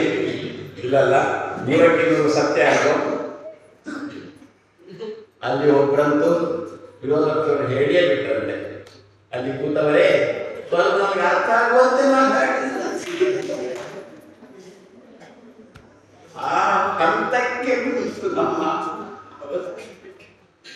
ಇಬ್ಬರು 10ನೇ ತರಗತಿ ಫೇಲಾದವರು ITBT ಮಂತ್ರಿಗಳು. ಹಾಗಾದ್ರೆ ಮಗುವನ್ನು ಎಲ್ಲಿಗೆ ಕಳಿಸಿದ್ದು? ಶಾಲೆ. ಎಲ್ಲಿ ಹೋದರೆ, ಯಾವ ಜಾಗಕ್ಕೆ ಹೋದರೆ ಮಗು ಸರ್ವತೋಮುಖವಾಗಿ ಶಾಲತೆ, ಶೋಭತೆ, ಭೌತಿಕವಾಗಿ ಬಾಹುವಿನಿಂದಾಗಿ ಉದರದಿಂದಾಗಿಯೂ ಕೂಡ ಸರ್ವತೋಮುಖವಾದ ಶಾಲೆ, ಶೋಭ ಎಲ್ಲಿ ಬರೋದಕ್ಕೆ ಶಾಲೆ ಅಂತಷ್ಟೇ ಹೆಸರು. ಆದ್ದರಿಂದ ಸದ್ಯ ಈಗ ಈ ಹೆಣ್ಮಕ್ಕಳು ಕೃಷ್ಣನ ಆರಾಧನೆಯಿಂದ ತೊಡಗಿದಾಗ ಏನು ಪುಷ್ಪವನ್ನು ಕೃಷ್ಣನಿಗೆ ಅರ್ಪಣೆ ಮಾಡ್ತಾರೆ ಅಂತ ತಾನೆ. ಯಾವುದಕ್ಕೋಸ್ಕರ ಪುಷ್ಪದ ಅರ್ಪಣೆ ಅಂತಂದ್ರೆ, ನಾಳೆ ದಿವಸ ಕೃಷ್ಣ ಪುಷ್ಪಗಳನ್ನು ನಮಗೆ ತಿರುಗಿ ಕೊಡಬೇಕು. ಅದಕ್ಕೋಸ್ಕರ ಒಂದು ಪುಷ್ಪವನ್ನು ಅರ್ಪಣೆ ಮಾಡಿ. ತುಳಸಿ ಹಾಗಾದ್ರೆ ಶಾಲಿಗ್ರಾಮದ ಸ್ಪರ್ಶ ಇಲ್ಲ ಅಂತಂದ್ರೆ ಬ್ರಾಹ್ಮಣರಿಗೆ ಬ್ರಾಹ್ಮಣ ಇದೆ. ಶಾಲಿಗ್ರಾಮವನ್ನು ಕೈಯಲ್ಲಿ ಮುರಿದೇವೆ ಅಂತಂದ್ರೆ ಅದರಲ್ಲಿದ್ದ ದೇವರು ಕೇಳೋದು. ಕೈಯಲ್ಲಿ ಮುರಿದೇನೆ ಅಂದರೆ ಆ ಶಾಲಿಗ್ರಾಮದಲ್ಲಿ ಸನ್ನಿಹಿತನಾದ ದೇವರು ಕೇಳೋದು. ಮತ್ತೆ ಇಲ್ಲಿ ದರ್ಬೇರಿ ಮುಟ್ಟುವುದ ಅಂತ ಅಲ್ಲ, ತುಳಸಿ ಹಿಡ್ಕೊಂಡು ಮುಟ್ಟಿದ್ರೆ ಆ ದೇವರು ಕೇಳೋದು. ಹಾಗಾದರೆ ಬ್ರಾಹ್ಮಣ್ಯ ಉಳಿಯಬೇಕು, ಅದಕ್ಕೋಸ್ಕರ ಶಾಲಿಗ್ರಾಮ ಪೂಜೆ ಬೇಕು, ಅದಕ್ಕೋಸ್ಕರ ತುಳಸಿ ಮುರಿಬೇಕು. ವಿನಃ ಬೇರೆ ಪುಷ್ಪ ಮುರಿದಂತೆ ತುಳಸಿಯನ್ನು ಮುರಿಯಲಿಕ್ಕೆ ಅಧಿಕಾರ ಇಲ್ಲ. ಆದ್ದರಿಂದಲೇ ವಾರದಲ್ಲಿ ಅಥವಾ ಪಕ್ಷದಲ್ಲಿ 15 ದಿವಸವೂ ತುಳಸಿ ಕೊಯ್ಲಿಕ್ಕೆ ಅನುಮತಿ ಕೊಟ್ಟಿಲ್ಲ ಶಾಸ್ತ್ರಕಾರರು. ಸಂಕ್ರಾಂತಿ ಪಕ್ಷಯವರಂತೆ ದ್ವಾದಶಿ ನಿಶಿ ಸಂಧ್ಯೆಯೋ ಭೌಮೆ ಭಾನುತ ಶುಕ್ರೈತ ತುಳಸಿ ಲವನಂತ್ಯತೆ, ಒಟ್ಟಿಗೆ 9 ದಿವಸಗಳಲ್ಲಿ 9 ಸಂದರ್ಭದಲ್ಲಿ ತುಳಸಿ ಮುರಿಬಾರದು ಅಂತಂದುಬಿಟ್ಟು ಆವಾಗ ನಾವು ಹೇಳಿದೆವು, ಅಷ್ಟು ದಿವಸ ಆಗ್ಬಿಟ್ಟು ಸ್ವಲ್ಪ ಪೂಜೆ ಉಳಿದಲ್ಲ, ಹಿಂದಿನ ದಿವಸ ಮುಗಿಟ್ಟುಕೊಳ್ಬೇಕು. ಬೇರೆ ದಿವಸ ಬೇಕಾದರೆ ಅಕಸ್ಮಾತ್ತಾಗಿ ಮುರಿಯುವ ಪ್ರಸಂಗ ಬರಲಿ. ದ್ವಾದಶಂ ನೈವತ ದ್ವಾದಶತ್ತು ತುಳಸಿ ಮುರಿಲೇಬಾರದು ಅಂತ. ಏಕಾದಶಿ ದಿವಸ ತುಳಸಿ ಮುರಿದು ಇಟ್ಟುಕೋ, ದ್ವಾದಶ ತುಳಸಿಯಿಂದ ದೇವರ ಪೂಜೆ. ಹಾಗಾದ್ರೆ ಹೆಣ್ಮಕ್ಕಳು ಪುಷ್ಪದಿಂದ ಅವರು ಶಾಲಿಗ್ರಾಮ ಸ್ಪರ್ಶ ಮಾಡುವ ಪ್ರಸಂಗ ಇಲ್ಲ, ಆದ್ದರಿಂದ ತುಳಸಿ ಅವರಿಗೆ ಬೇಕಿಲ್ಲ. ಆದರೆ ಮತ್ತೆ ಅವರೇನು ಮಾಡಬೇಕು? ಪ್ರತಿಮೆ, ಕೃಷ್ಣನ ಪ್ರತಿಮೆ ಇಟ್ಟುಕೊಳ್ಬೇಕು. ಅದಕ್ಕೆ ಪುಷ್ಪದಿಂದ ಹೆಣ್ಮಕ್ಕಳು ದುರ್ಗೆಯ ಪ್ರತಿಮೆ ಇಟ್ಟುಕೊಂಡು ಅವಳಿಗೆ ಒಂದು ಪುಷ್ಪ ಅರ್ಚನೆ ಮಾಡುವುದು. ಅದರಲ್ಲಿ ಶ್ರೀಪಾದರಂತಾರೆ ಪುಷ್ಪಂ ಆವೇದಯನ್, ಪುಷ್ಪವನ್ನು ಅರ್ಪಣೆ ಮಾಡಬೇಕು. ಯಾಕೆ? ಕೃಷ್ಣ ನಿನ್ನ ಅಣ್ಣ ಪುಷ್ಪಗಳಿಂದ ನಮ್ಮನ್ನು ಅಲಂಕಾರ ಮಾಡಿ ದೇವರಿಗೆ ಕೊಟ್ಟದ್ದು ಸ್ವಲ್ಪ ಪುಷ್ಪಂ ಆವೇದಯ, ಒಂದು ಪುಷ್ಪವನ್ನು ಕೊಟ್ಟದ್ದು. ದೇವರು ಮಾತ್ರ ಪುಷ್ಪಗಳಿಂದ ಎನ್ನನ್ನು ಅಲಂಕರಿಸಲಿಲ್ಲ. ಹೌದು, ಹೆಣ್ಣು ಮಕ್ಕಳು ಪ್ರತಿ ದಿವಸ ಕೃಷ್ಣನ ಪ್ರತಿಮೆ ಮಾಡಿಕೊಂಡು ಅದಕ್ಕೊಂದು ಪುಷ್ಪ ಏರಿಸಬೇಕು. ಫಲಿತಾಂಶ ಏನು? ಹೆಣ್ಣುಮಕ್ಕಳು ಸಾಯುವ ತನಕ ಅವರ ತಲೆಯಲ್ಲಿ ಪುಷ್ಪ ನಶಿಸುವುದಿಲ್ಲ. ಏನರ್ಥ? ಸಾಯುವ ತನಕ ಪುಷ್ಪ ನಶಿಸುವುದಿಲ್ಲ ಅಂದರೂ ಅವರಿಗೆ ವೈದ್ಯವ್ಯ ಬರುವುದಿಲ್ಲ ಅನ್ನೋದು ಒಂದೇ. ಅದು ಒಂದು ಹೇಳಿದ್ರು. ಯಾವುದಕ್ಕೆಲ್ಲ ಸಂಕೇತ? ಕೈಯಲ್ಲಿ ಬಳೆಗೆ, ಕಾಲಲ್ಲಿ ಉಂಗುರ, ಇಲ್ಲೊಂದು ಮಾಂಗಲ್ಯ, ಎಲ್ಲಕ್ಕಿಂತ ಮುಖ್ಯವಾಗಿ ಇಲ್ಲೊಂದು ಸಿಂಧೂರ. ಸಿಂಧೂರದ ತಾಕತ್ತು ಗೊತ್ತಲ್ವಾ?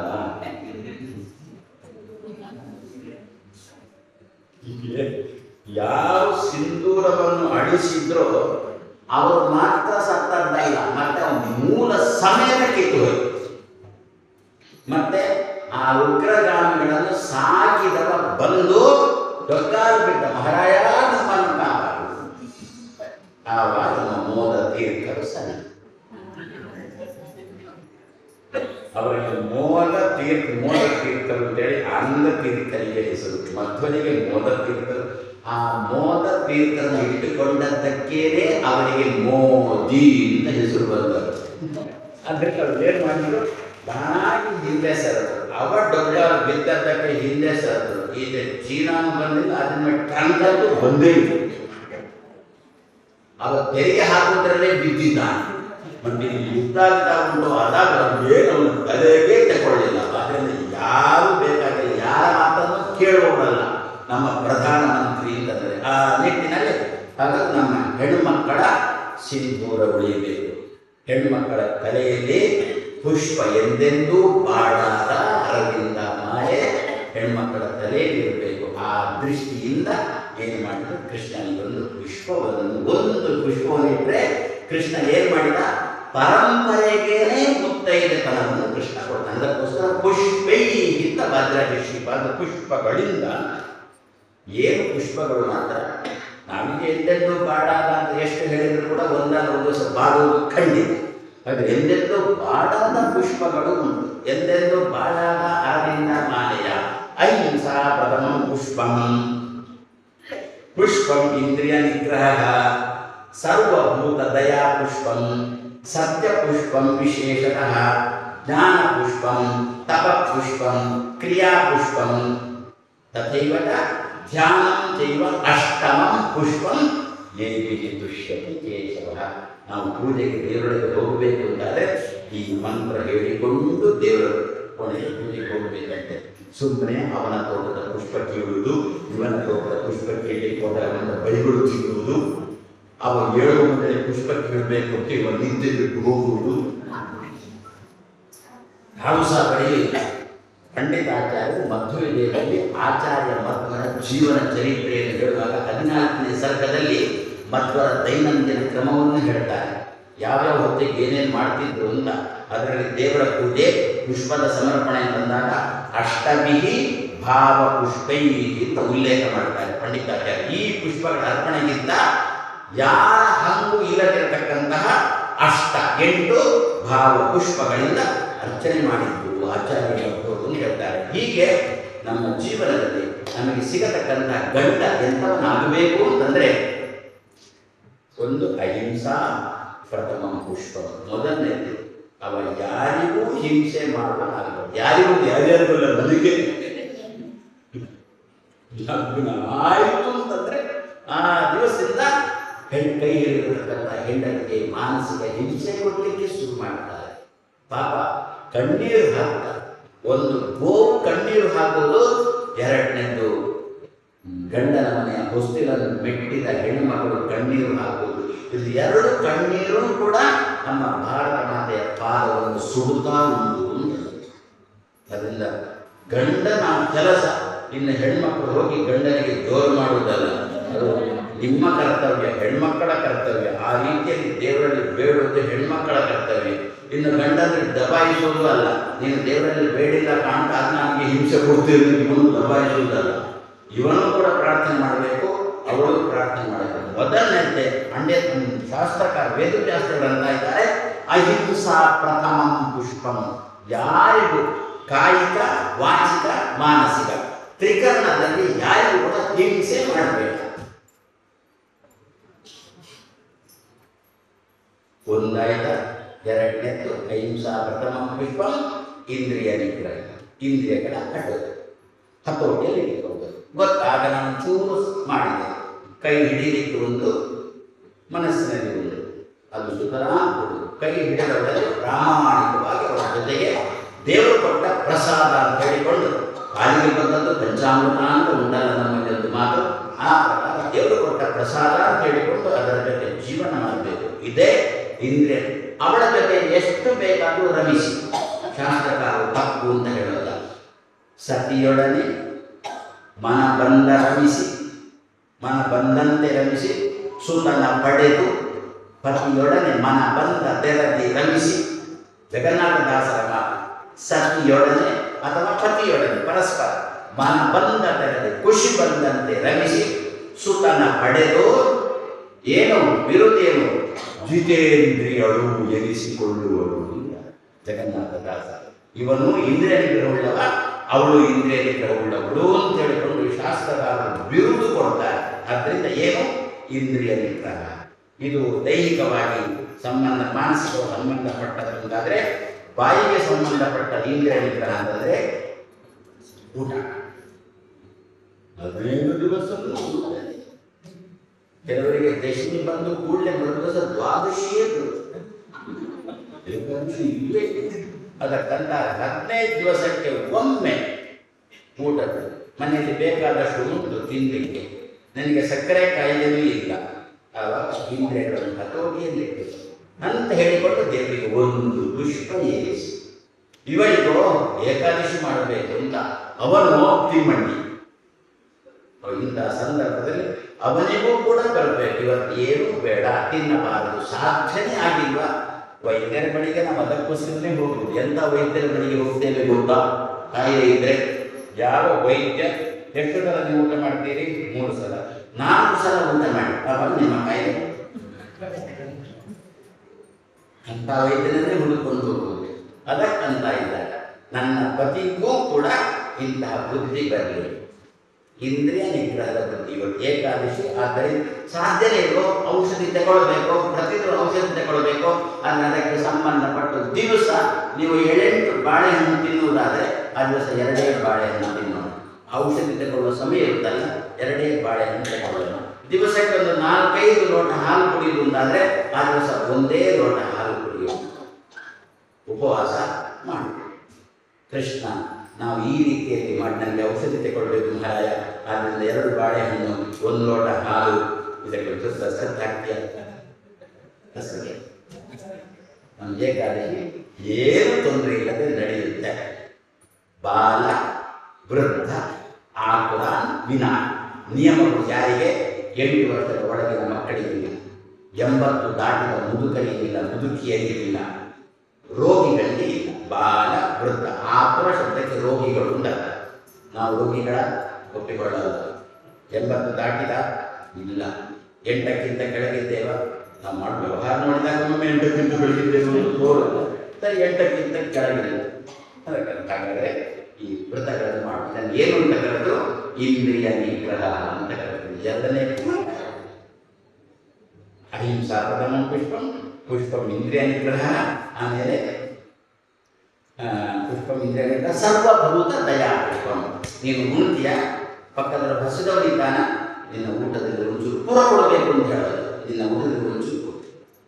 ಪರಶುರಾಮ ದೇವರೇ ಅವರ ಕಾಲದಲ್ಲಿ ದುರ್ಗೆಯನ್ನು ಪ್ರತಿಷ್ಠೆ ಮಾಡುವ ಕಾಲದಲ್ಲಿ ಬರಗಾಲ ಬಂದಿತ್ತು ಕಾಣ. ಆದ್ದರಿಂದ ಏನು ಮಾಡಿದ್ರು? ಇವಳನ್ನು ಕೂಡಿಸಿ ತನ್ನ 4 ಆಯುಧಗಳನ್ನು 4 ದಿಕ್ಕಿಗೆ ಬಿಸಾಡಿ 4 ಕೊಳಗಳನ್ನು ನಿರ್ಮಾಣ ಮಾಡಿದರು. ನೀರಿಗಾಗಿ 4 ಕೊಳಗಳ ನಿರ್ಮಾಣ ಮಾಡಿದರು. ಒಂದು ಕೊಳ ಎಲ್ಲಿಟ್ಟು ಗೊತ್ತಾ? ದಕ್ಷಿಣದ ಕೊಳ ಎಲ್ಲಿಟ್ಟು ಗೊತ್ತಾ? ಗುಡ್ಡದ ಮೇಲೆ. ಯಾತಕ್ಕಾಗಿ? ಪ್ರಾಯಶಃ ಪಶು ಪಕ್ಷಿಗಳಿಗೆ ಗುಡ್ಡದ ಮೇಲೆ ನಿರ್ಮಾಣ ಮಾಡಿದ್ರು ಕಾಣುತ್ತದೆ. ಹಾಗಾಗಿ ಅಂತಹ ಪರಶುರಾಮ ದೇವರೇ ತಾನು ಸೃಷ್ಟಿ ಮಾಡಿದ ಪ್ರಾಣಿಗಳ ಮೇಲೆ ದಯಾ ತೋರಿದವರು ನಾವು ತಿಳಿಸ್ತಾರೆ. ಅದಕ್ಕೋಸ್ಕರ ಇಂಥ ಪ್ರಸಂಗ ಬಂತು ಅಂತಂದರೆ ಪ್ರತಿ ದಿವಸ ಈಗ ಕೆಲವರೆಲ್ಲ ಪತ್ರಿಕೆಯಲ್ಲಿ ಗೊತ್ತಾನೆ ಇರ್ತಾರೆ. ವೈಶಾಖ ಬಂತು ಅಂತಂದರೆ ಮನೆಯ ಹೊರಗಿನಿಂದ ಒಂದು ತಟ್ಟೆಯಲ್ಲಿ ಸ್ವಲ್ಪ ನೀರು, ಯಾವ್ದಾದ್ರು ಒಂದು ಪ್ರಾಣಿ ಬಂದು ಕುಡಿದುಕೊಂಡು ಹೋಗುತ್ತೆ, ನಿನಗೆ ತುಂಬ ಶ್ರೇಯಸ್ಸಾಗುತ್ತೆ ಅಂತ ಹೇಳಿಕೊಂಡು ಸರ್ವಭೂತ ದಯಾ ಪುಷ್ಪ. ಸ್ವಲ್ಪ ಕೂಡ ತನ್ನ ಪತಿ ರಾಯನಿಗೆ ಇನ್ನೊಬ್ಬರ ಮೇಲೆ ದಯಾ ಕೊಡ್ತಕ್ಕಂಥ ಪ್ರಸಂಗ ಬರಲಿ. ಸರ್ವಭೂತ ದಯಾ ಪುಷ್ಪ ಸತ್ಯ ಪುಷ್ಪ. ಆ ಸತ್ಯ ಶಬ್ದ ಅರ್ಥವನ್ನು ಬಿಡಿಸಿದ್ರೆ ಪುನಃ ಬೇರೆ ಉಪನ್ಯಾಸ ಅಂತ ಆಗಿಬಿಡುತ್ತೆ. ಸತ್ಯ ಪುಷ್ಪ. ಸಾಧ್ಯ ಆದಷ್ಟು ಹೆಂಡತಿಗೆ ಮೋಸ ಮಾಡದಿರುವುದು ಸತ್ಯ ಪುಷ್ಪ. ಹಾಗಾದರೆ ಸರ್ವಭೂತ ದಯಾ ಪುಷ್ಪಂ ಸತ್ಯ ಪುಷ್ಪಂ ವಿಶೇಷ. ಅದನ್ನು ಹೇಳುವಾಗ ಮಾತ್ರ ಸತ್ಯ ಪುಷ್ಪಕ್ಕಾಗುವಾಗ ಮಾತ್ರ ತುಂಬ ಎಚ್ಚರಿಕೆಯಲ್ಲಿರಬೇಕು ನೀನು ಅಂತ. ಸತ್ಯ ಪುಷ್ಪಂ ವಿಶೇಷ. ನಂತರ ಜ್ಞಾನ ಪುಷ್ಪ. ಸ್ವಲ್ಪ ದೇವರ ಬಗ್ಗೆ ಚಿಂತನೆ ಮಾಡು. ಬರೀ ದೇಹದ ಬಗ್ಗೆ ಮಾತ್ರ ನೋಡಬೇಡ, ದೇಶದ ಬಗ್ಗೆ ಮಾತ್ರ ಅಲ್ಲ, ದೇವರ ಬಗ್ಗೆಯೂ ಚಿಂತನೆ. ನನಗಿಂತ ದೇಹವನ್ನು ಕೊಟ್ಟಿದ್ದಾನೆ ಭಗವಂತ, ಒಳ್ಳೆಯ ದೇಹ ಕೊಟ್ಟಿದ್ದಾನೆ, ಅದನ್ನು ನಾನು ದೇವರನ್ನು ತಿಳ್ಕೊಳ್ಬೇಕು ಅಂತೇಳಿ ಜ್ಞಾನ ಪುಷ್ಪಂ. ಸರಿಯಾದ ಜ್ಞಾನ ಮಾತ್ರ. ಜ್ಞಾನ ಬಂದಾಗ ತುಂಬ ಜನ ಆಚಾರಗಳು ಬರ್ತಾರೆ, ನಾನು ದೇವರ ಬಗ್ಗೆ ಹೇಳ್ತೇನೆ, ನಾನು ದೇವರ ಬಗ್ಗೆ ಹೇಳ್ತೇನೆ. ಕೇಳಿ ಕೇಳಿ ಕೇಳಿ ಕೇಳಿ ಅಂತ ಹೇಳಿಕೊಂಡು ಅದಕ್ಕೆ ಅವರು ಉಪನ್ಯಾಸ ಮಾಡ್ತಾರೆ. ಅವರು ನಿನಗೆ ಸಂಶಯ ಬಂತ ಕೇಳೋದು, ಆ ಸಂಶಯಕ್ಕೆ ಉತ್ತರ ಕೊಟ್ಟರ, ಸಂಶಯ ಪರಿಹಾರ ಮಾಡಿದ್ರ, ಅವ್ರು ಹೇಳಿದಂತೆ ಕೇಳು. ಅವರಿಗೇನೆ ಸಂಶಯ ಉಂಟಾ ಹೇಳಬೇಕು, ಅಲ್ಲಿ ಉಪನ್ಯಾಸನೇ ಕೇಳಬೇಕು. ಒಬ್ಬರ ಆಚಾರ್ಯನು ನಾನೇ ದೇವರು, ಮತ್ತೊಬ್ಬ ಆಚಾರ್ಯನು ನನ್ನಂತೆ ದೇವರು. ಇಪ್ಪತ್ತರನ್ನು ಶಿಷ್ಯ ಕೇಳಿದ, ದೇವರನ್ನು ನೋಡಿದ್ಯಾ ಅಂತ. ನೋಡಿಲ್ಲ ಅಂತಿದೆ. ಪ್ರಿಪರೇಷನ್ ಮಾಡಿದ ಕ್ಲಾಸಿಗೆ ಬರಬಾರ್ದು, ಹೌದಾ? ಹೋಗ್ತೀರ ಎಲ್ಲರೂ ಕೂಡ ವಿದೌಟ್ ಪ್ರಿಪರೇಷನ್. ಆದ್ದರಿಂದ ನನ್ನ ಗುರುಗಳ ಶಾಲೆಯಲ್ಲಿ ಹೆಚ್ಚಿನ ಅಧ್ಯಾಪಕರು ನಿಲ್ಲೋದೇ ಇಲ್ಲ, ನನ್ನ ಗುರುಗಳ ಕಾಲದಲ್ಲಿ. ಯಾಕೆಂತಂದರೆ ಅವರು ಪ್ರಿಪರೇಷನ್ ಮಾಡದ ತರಗತಿಗೆ ಬಂದ ಅಂತಂದರೆ ಅಲ್ಲೇ ಅವನ ಮೇಲೆ ಕೆಳಗೆ ಮಾಡ್ತಿದ್ವಿ ಗುರುಗಳು. ಆದ್ದರಿಂದ ಗುರುಗಳು ಬಂದು ಅಂತಂದ್ರೆ ಒಂದು 10 ನಿಮಿಷ ಜಾಸ್ತಿ ಪ್ರಿಪೇರ್ ಮಾಡಿಕೊಂಡು ಕ್ಲಾಸಿಗೆ ಹೋಗ್ತಿದ್ರು ಆಚಾರ್ಯ. ಅದರಿಂದ ಪ್ರಿಪರೇಷನ್ ಇಲ್ಲದೆ ಉಪನ್ಯಾಸ ಮಾಡಬಾರ್ದು ಅಲ್ಲೋ. ಇಬ್ಬರು ಆಚಾರ್ಯ ಕೂಡ ಪ್ರಿಪರೇಷನ್ ಮಾಡಿಲ್ಲ, ಉಪನ್ಯಾಸ ಬಂದರು. ಶಿಷ್ಯ ಪ್ರಶ್ನೆ ಕೇಳಿದ, ಉತ್ತರ ಇಲ್ಲ. ಈ ಬಾಗಿಲಿನ ಬಂದವರು ಶಿಷ್ಯ ಪ್ರಶ್ನೆ ಕೇಳಿದ, ಈ ಬಾಗಿಲಿನ ಮೂರನೇ ಆಚಾರ್ಯ ಮತ್ತವರು ಬಂದರು. ಪ್ರಶ್ನೆ ಕೇಳಿದ, ದೇವರು ನೋಡಿದ್ದೀರಾ ಅಂತ ಕೇಳಿದ. ಮತ್ತವರು ಒಂದೇ ಉತ್ತರ, ನೋಡಿದ್ರಿಂದ ಹೇಳಲಿಕ್ಕೆ ಬಂದಿದ್ದೇನೆ ಅಂತ. ನೋಡಿದ್ದೇನೆ ಅದರಿಂದ ಹೇಳಲಿಕ್ಕೆ ಬಂದಿದ್ದೇನೆ ಅಂತ. ಏನು ಪ್ರಶ್ನೆ, ಏನು ಬೇಕಾದ ಕೇಳಿ, ಉತ್ತರದ ತಾಕತ್ ನನಗುಂಟು ಅಂತಂದರು. ತಾನು ಸಂಶಯದಿಂದ ರಹಿತರಾಗಿದ್ದರು, ಕೇಳುಗರಿಗೂ ಸಂಶಯ ಬಾರದ ರೀತಿಯಲ್ಲಿ ಅಂದರು. ನಿಮಗೆ ಲೋಕದಲ್ಲಿ ನೋಡುವಾಗ ತೋರುತ್ತೆ ನಾವೆಲ್ಲ ಒಂದೇ ಅಲ್ವ ಅಂತ ಅವರೆಲ್ಲ ಹೇಳೋದು. ಮದ್ದೂರು ಹೋಗೋದಕ್ಕಿಂತ ಮೊದಲಿದ್ದ ಉಪನ್ಯಾಸ ನಾವೆಲ್ಲ ಒಂದೇ. ಈಗ ನಾನು ಹುಡುಗಿಗರಿಗೆಲ್ಲ ಹೌದು ಅಂತ ತೋರುತ್ತೆ, ನಾವೆಲ್ಲ ಒಂದೇ ಅಲ್ವ, ಜಗಳ ಅದೆಲ್ಲ ಎಂಥದಕ್ಕೆ, ನಾವೆಲ್ಲ ಒಂದೇ ಅಂತ. ಒಂದೇ ಅಂದರೆ ಏನಂತ, ಒಂದೇ ಶಬ್ದ ಕರ್ತವ್ಯ. ನಾನು ನೀನು ಒಂದೇ, ನಾನು ನೀನು ಒಂದೇ ಅಂತಾದರೆ ಆ ಹೆಂಡತಿ ಏನು ಮಾಡಬೇಕು? ಸ್ವಲ್ಪ ಕೆಳಮಟ್ಟದ ಪ್ರಶ್ನೆ ಆಗಿರ್ಬೋದು. ನನಗೂ ಹೆಂಡತಿ ಇದ್ದಾಳೆ, ನಿಮಗೂ ಹೆಂಡತಿ ಇದ್ದಾಳೆ, ನಾನು ನೀವು ಒಂದೇ. ಇವಾಗ ಭಾಷಣ ಮಾಡಿದವ, ನಾವೆಲ್ಲ ಒಂದೇ ಭಾಷಣ ಮಾಡಿದವ ಮನೆಗೆ ಹೋದಾಗ ತನ್ನ ಊಟ ಮಾಡಿ ತನ್ನ ಕೋಣೆಗೆ ಹೋದ, ನಾವೆಲ್ಲ ಒಂದೇ ಅಂತ ಕೇಳಿಸ್ಕೊಂಡಿರ್ತೀವಿ. ಒಂದು ಹೆಣ್ಮಕ್ಳು ನನ್ನ ಕೋಣೆಗೆ ಬರಲೇ ಇಲ್ಲಿ ಬರ್ಬೇಕು, ಅಲ್ಲಿ ಹೋಗೋದು ಒಂದೇ ಅಂತ ಹೇಳುವುದು ಒಂದು, ಮಾಡುವುದು ಮತ್ತೊಂದು. ಶಿವ ಬೆದರಿ ನೋಡಿದನು ಇದನ್ನೆಲ್ಲ ನೀನು.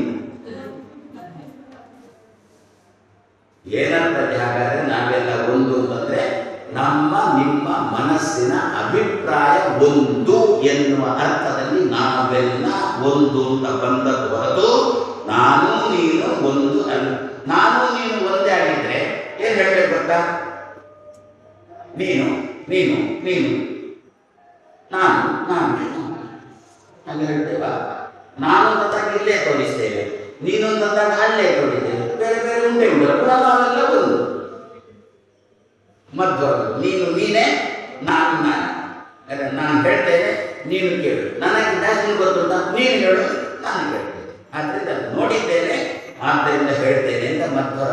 ಆದ್ದರಿಂದ ಜ್ಞಾನ ಅಂದರೆ ದೇವರ ಬಗ್ಗೆ ಸರಿಯಾದ ತಿಳುವಳಿಕೆ ಅಂತ. ಸತ್ಯಪುಷ್ಪ ವಿಶೇಷತಃ ಜ್ಞಾನಪುಷ್ಪ, ಆಮೇಲೆ ತಪಪುಷ್ಪ. ತಪಪುಷ್ಪ ಅಂತಂದರೆ ಸ್ವಲ್ಪ ದೇಹ ದಂಡನೆ. ಚಳಿಯಾಗ ಒಂದು 10 ಕಂಬಳಿ ಹೊತ್ತುಕೊಂಡು ಕೂಡುವುದಲ್ಲ, ಸ್ವಲ್ಪ ಇರಲಿ, ಸ್ವಲ್ಪ ಚಳಿ ತಡ್ಕೊಳ್ಳತಕ್ಕಂಥ ಪ್ರಸಂಗ. ನಾವು ಕೆಲವರು ಬದರಿ ಅಂತಂದರೆ ಬದರಿಗೆ ಹೋಗುವುದೇ ಇಲ್ಲ, ಅಲ್ಲಿ ಚಳಿ ಚಳಿ ಚಳಿ ಚಳಿ ಅಂತ ಹೋಗುವುದಿಲ್ಲ, ಗಂಗೆಯಲ್ಲಿ ಮುಳುಗುವುದೇ ಇಲ್ಲ. ಅದಕ್ಕೆ ಸ್ವಲ್ಪ ದೇಹ ದಂಡನೆ ಮಾಡು, ದೇಹ ಸ್ವಲ್ಪ ಶಿಕ್ಷೆ ಕೊಡು, ಸ್ವಲ್ಪ ಚಪ್ಪಲಿ ಇಲ್ಲದೆ. ಕಾರಲ್ಲಿ ಇಲ್ಲಿ ತನಕ ಬಂದ, ಗೇಟ್ ಹಾಕಿ 5 ಗಂಟೆ ನಂತರ ಗೇಟ್ ಹಾಕಿ ಕಾರು ಒಳ ಹೋಗುವುದಿಲ್ಲ. 5 ಗಂಟೆಗಿಂತ ಮೊದಲೇ ಬರಬೇಕು, 4 ಗಂಟೆಗೆ ಬಂದ. ಎಲ್ಲಿ ತನಕ ಬಂದ? ಅಲ್ಲಿ ಕನಕನ ಕಿಂಡಿ ತನಕ ಕಾರಲ್ಲೇ ಬಂದ. ಕಾರಿಗೆ ಒಳ ಹೋಗುವುದಿಲ್ಲ ಅಲ್ಲ.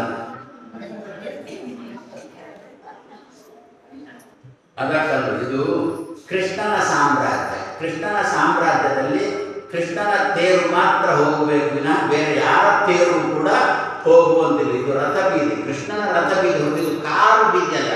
ನಿಮ್ಮ ಆಂಗ್ಲ ಭಾಷೆಯಲ್ಲಿ ಕಾರು ಸ್ಟ್ರೀಟ್ ಅಂತ ಅಂತೀವಿ, ನಾವು ಸಂಸ್ಕೃತದಲ್ಲಿ ಕರೆಯುವುದು ರಥ ಬೀದಿ ಅಂತ ಕರೀತೇವೆ ವಿನಃ ಕಾರು ಬೀದಿ ಅಂತ ಕರೆಯೋಲ್ಲ ಇದು ಯಾರು. ಆದ್ದರಿಂದ ಕೃಷ್ಣನದ್ದು ಹೋಗ್ಲಿಕ್ಕೆ ಇದ್ದದಲ್ವ, ನಡ್ಕೊಂಡು ಹೋಗೋಣ, ಚಪ್ಪಲಿ ಇಲ್ಲದೆ ಹೋಗೋಣ. ಈಗಲೂ ಕೆಲವರಲ್ಲಿ ಅಂತಹ ಗುತ್ತಗಳುಂಟು, ಕೆಲವರು ಜೈನರಲ್ಲಿ ಅಂತಹ ಗುತ್ತಗಳುಂಟು. ಬೆಳಿಗ್ಗೆ ಅವರು ದೇವಸ್ಥಾನ ಇದೇನು ತಪಸ್ಸು, ಇದೇನು ದೇಹದಂಡನೆ. ಇನ್ನೊಂದೊಂದು ತಪಸ್ಸು ಅಂದರೆ ಆಲೋಚನೆ. ನಾನೇನೋ ಪ್ರಶ್ನೆ ಕೇಳಿದ್ದೆ ಅಥವಾ ನೀವೇನೋ ಪ್ರಶ್ನೆ ಕೇಳಿದ್ದೆ, ನನಗೆ ಉತ್ತರ ಥಟ್ಟನೆ ಕೊಡಲಿಕ್ಕಾಗಲಿಲ್ಲ. ಆವಾಗ ಏನು ಮಾಡಿದ್ದೇನೆ, ಹೀಗೆ ಕಣ್ಣು ಮುಚ್ಚಿದೆ, ಹೀಗೆ ಆವಾಗ ಏನು ಮಾಡ್ತೇನೆ, ಆಲೋಚನೆ ಮಾಡ್ತೇನೆ. ಈ ಲೋಚನೆಗೆ ಉತ್ತರ ಸಿಗಲಿಲ್ಲ, ಆವಾಗ ಆಲೋಚನೆ, ಅದಕ್ಕೆ ಆಲೋಚನೆ. ಒಣ ಕಣ್ಣನ್ನು ತೆರೆದಿದೆ, ಅದಕ್ಕೆ ಉತ್ತರ ಸಿಕ್ಕಿಯೇ ಸಿಗುತ್ತೆ. ಇದನ್ನು ಏನು ಅಂತ ಕರೆದು ತಪಸ್ಸು ಅಂತ ಕರೆದು. ಸತ್ಯ ಪುಷ್ಪಂ ವಿಶೇಷತಃ ಜ್ಞಾನ ಪುಷ್ಪಂ ತಪ ಪುಷ್ಪಂ, ಆಮೇಲೆ ಕ್ರಿಯಾ ಪುಷ್ಪಂ. ವರ್ಷಕ್ಕೆ ಒಮ್ಮೆ ತಂದೆ ತಾಯಿಗಳಿಗೆ ಮಾಡತಕ್ಕಂಥ ಶ್ರಾದ್ದಾದಿ ಕರ್ಮಗಳನ್ನು ಸುತರಾಂ ಬಿಡಬಾರದು. ಅಮ್ಮ ಈಗ ಒಂದು ಪುಷ್ಪ ನನ್ನ ಗಂಡ, ಅವನ ತಂದೆ ತಾಯಿಗಳದ್ದು, ನನ್ನ ತಂದೆ ತಾಯಿಗಳು ಮಾಡಲಿಕ್ಕೆ ನನ್ನ ಅಣ್ಣ ತಮ್ಮಂದಿರ್ತಾರೆ, ಅವನ ತಂದೆ ತಾಯಿಗಳ ಬಗ್ಗೆ ವರ್ಷಕ್ಕೊಮ್ಮೆ ವೈದಿಕ ಕಾರ್ಯಗಳು ನಾವು ತಪ್ಪಿಸಬಾರದು. ತಪ್ಪಿಸಿದ್ರೆ ಏನಾಗುತ್ತೆ, ಪಿತೃಶಾಪ ಅಂತ ಕೊಡ್ಬಿಡುತ್ತೆ. ಮುಟ್ಟಿದ್ದೆಲ್ಲ ಮಣ್ಣಾಗುತ್ತೆ. ಎಲ್ರಿಗೂ ಉಂಟದು ಪಿತೃಶಾಪ ಅನ್ನತಕ್ಕಂಥ.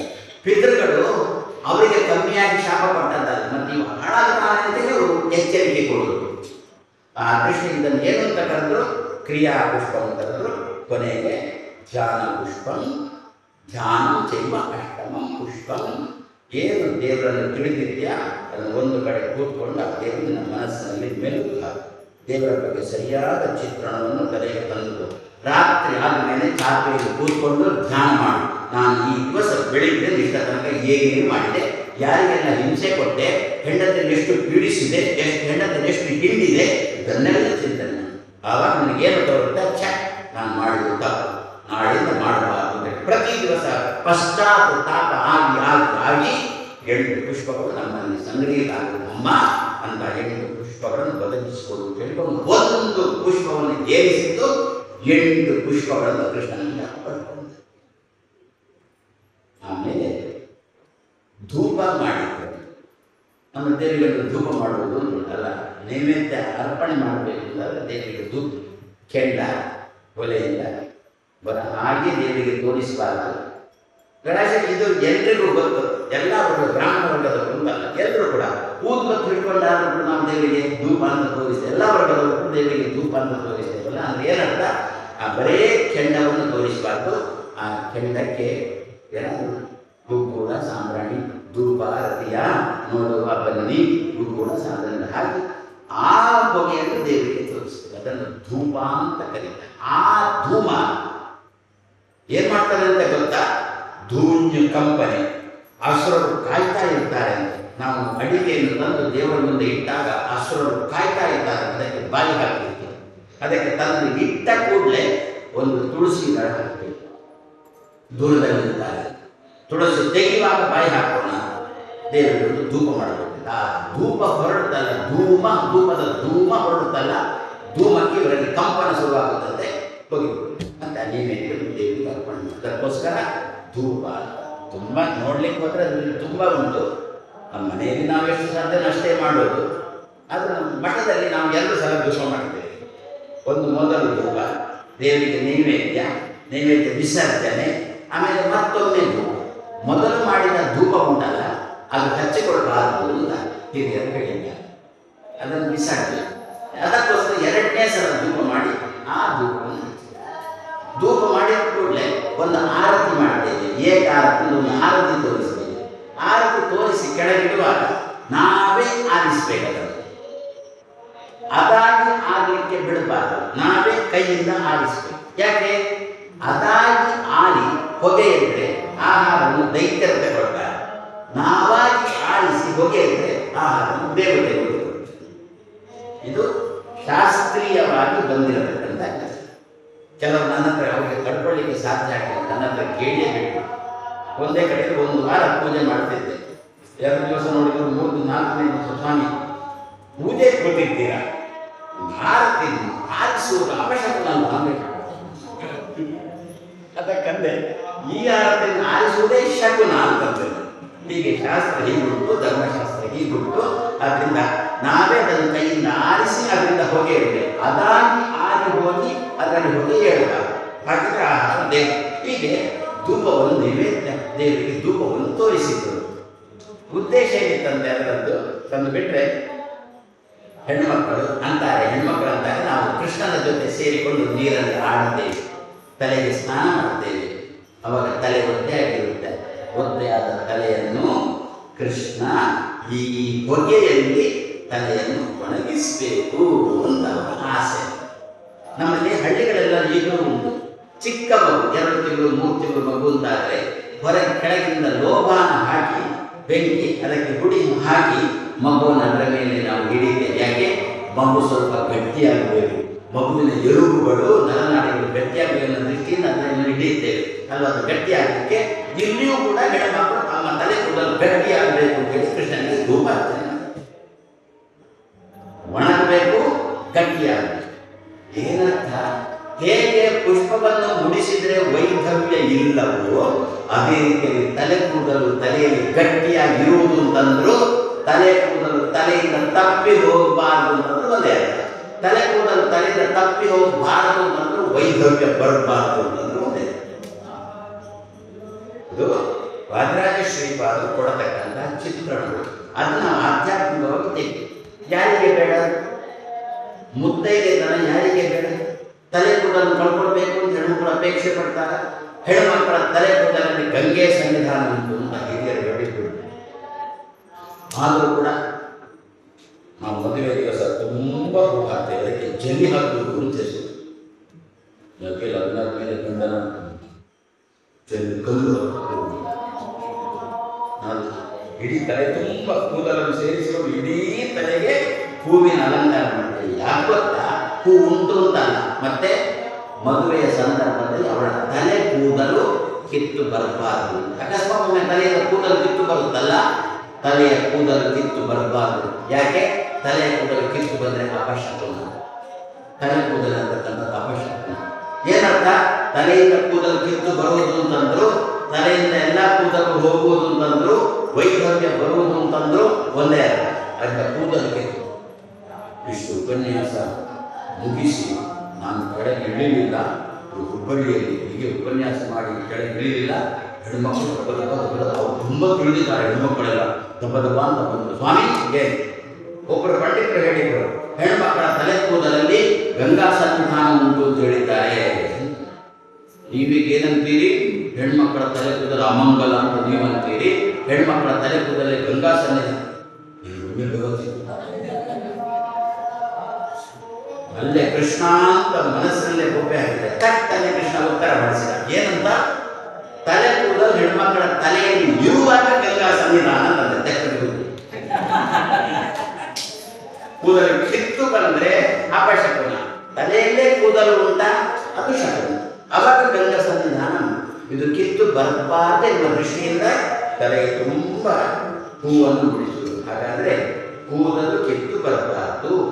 ಕೂದಲು ಹೇಗೆ ಮಗುವನ್ನು ಹಿಡಿದ್ರೆ ಮಗು ಗಟ್ಟಿಯಾಗಬೇಕು ಅಂತಲ್ವೋ ಅದೇ ರೀತಿಯಲ್ಲಿ ಆ ಧೂಪದ ಹೊಗೆಯಲ್ಲಿ ತಲೆ ಕೂದಲನ್ನು ಒಣಗಿಸು ಅಂತಂದ್ರೆ ಕೂದಲು ಗಟ್ಟಿಯಾಗಿರಬೇಕು, ಕೂದಲು ಕಿತ್ತು ಹೋಗಬಾರ್ದು. ಅಂದ್ರೆ ಮುತ್ತೈದೆತನ ನಮಗೆ ಕೊನೆ ತನಕ ಇರಬೇಕು ಎನ್ನುವ ದೃಷ್ಟಿಯಿಂದ ಹೆಣ್ಮಕ್ಕಳು ವಾದಿರಾಜ ಶ್ರೀಪಾದರಂತಾರೆ ತದ್ದೂಮೇನ ತಾಂ ಶೋಷಿಸು ಅಂತ ಹೇಳಿಕೊಂಡು ಕಬರಿಗೆ ತಲೆ ಸೂಡಿ ಅಂತ ನಾವು ಕರಿತೇವಲ್ಲ, ಆ ತಲೆ ಸೂಡಿ ಅದು ಒಣಗಬೇಕು ಅಂತ. ಒಟ್ಟಿಗೆ ತಲೆ ಒಣಗಬೇಕು ಅಂತ ಹೇಳುವ ತಲೆ ಒಂದು ತಿದ್ದುಕೊಳ್ಳಿ ಒಣಗಬೇಕು ಅಂತ. ಏನಂತ ಗೊತ್ತಾ?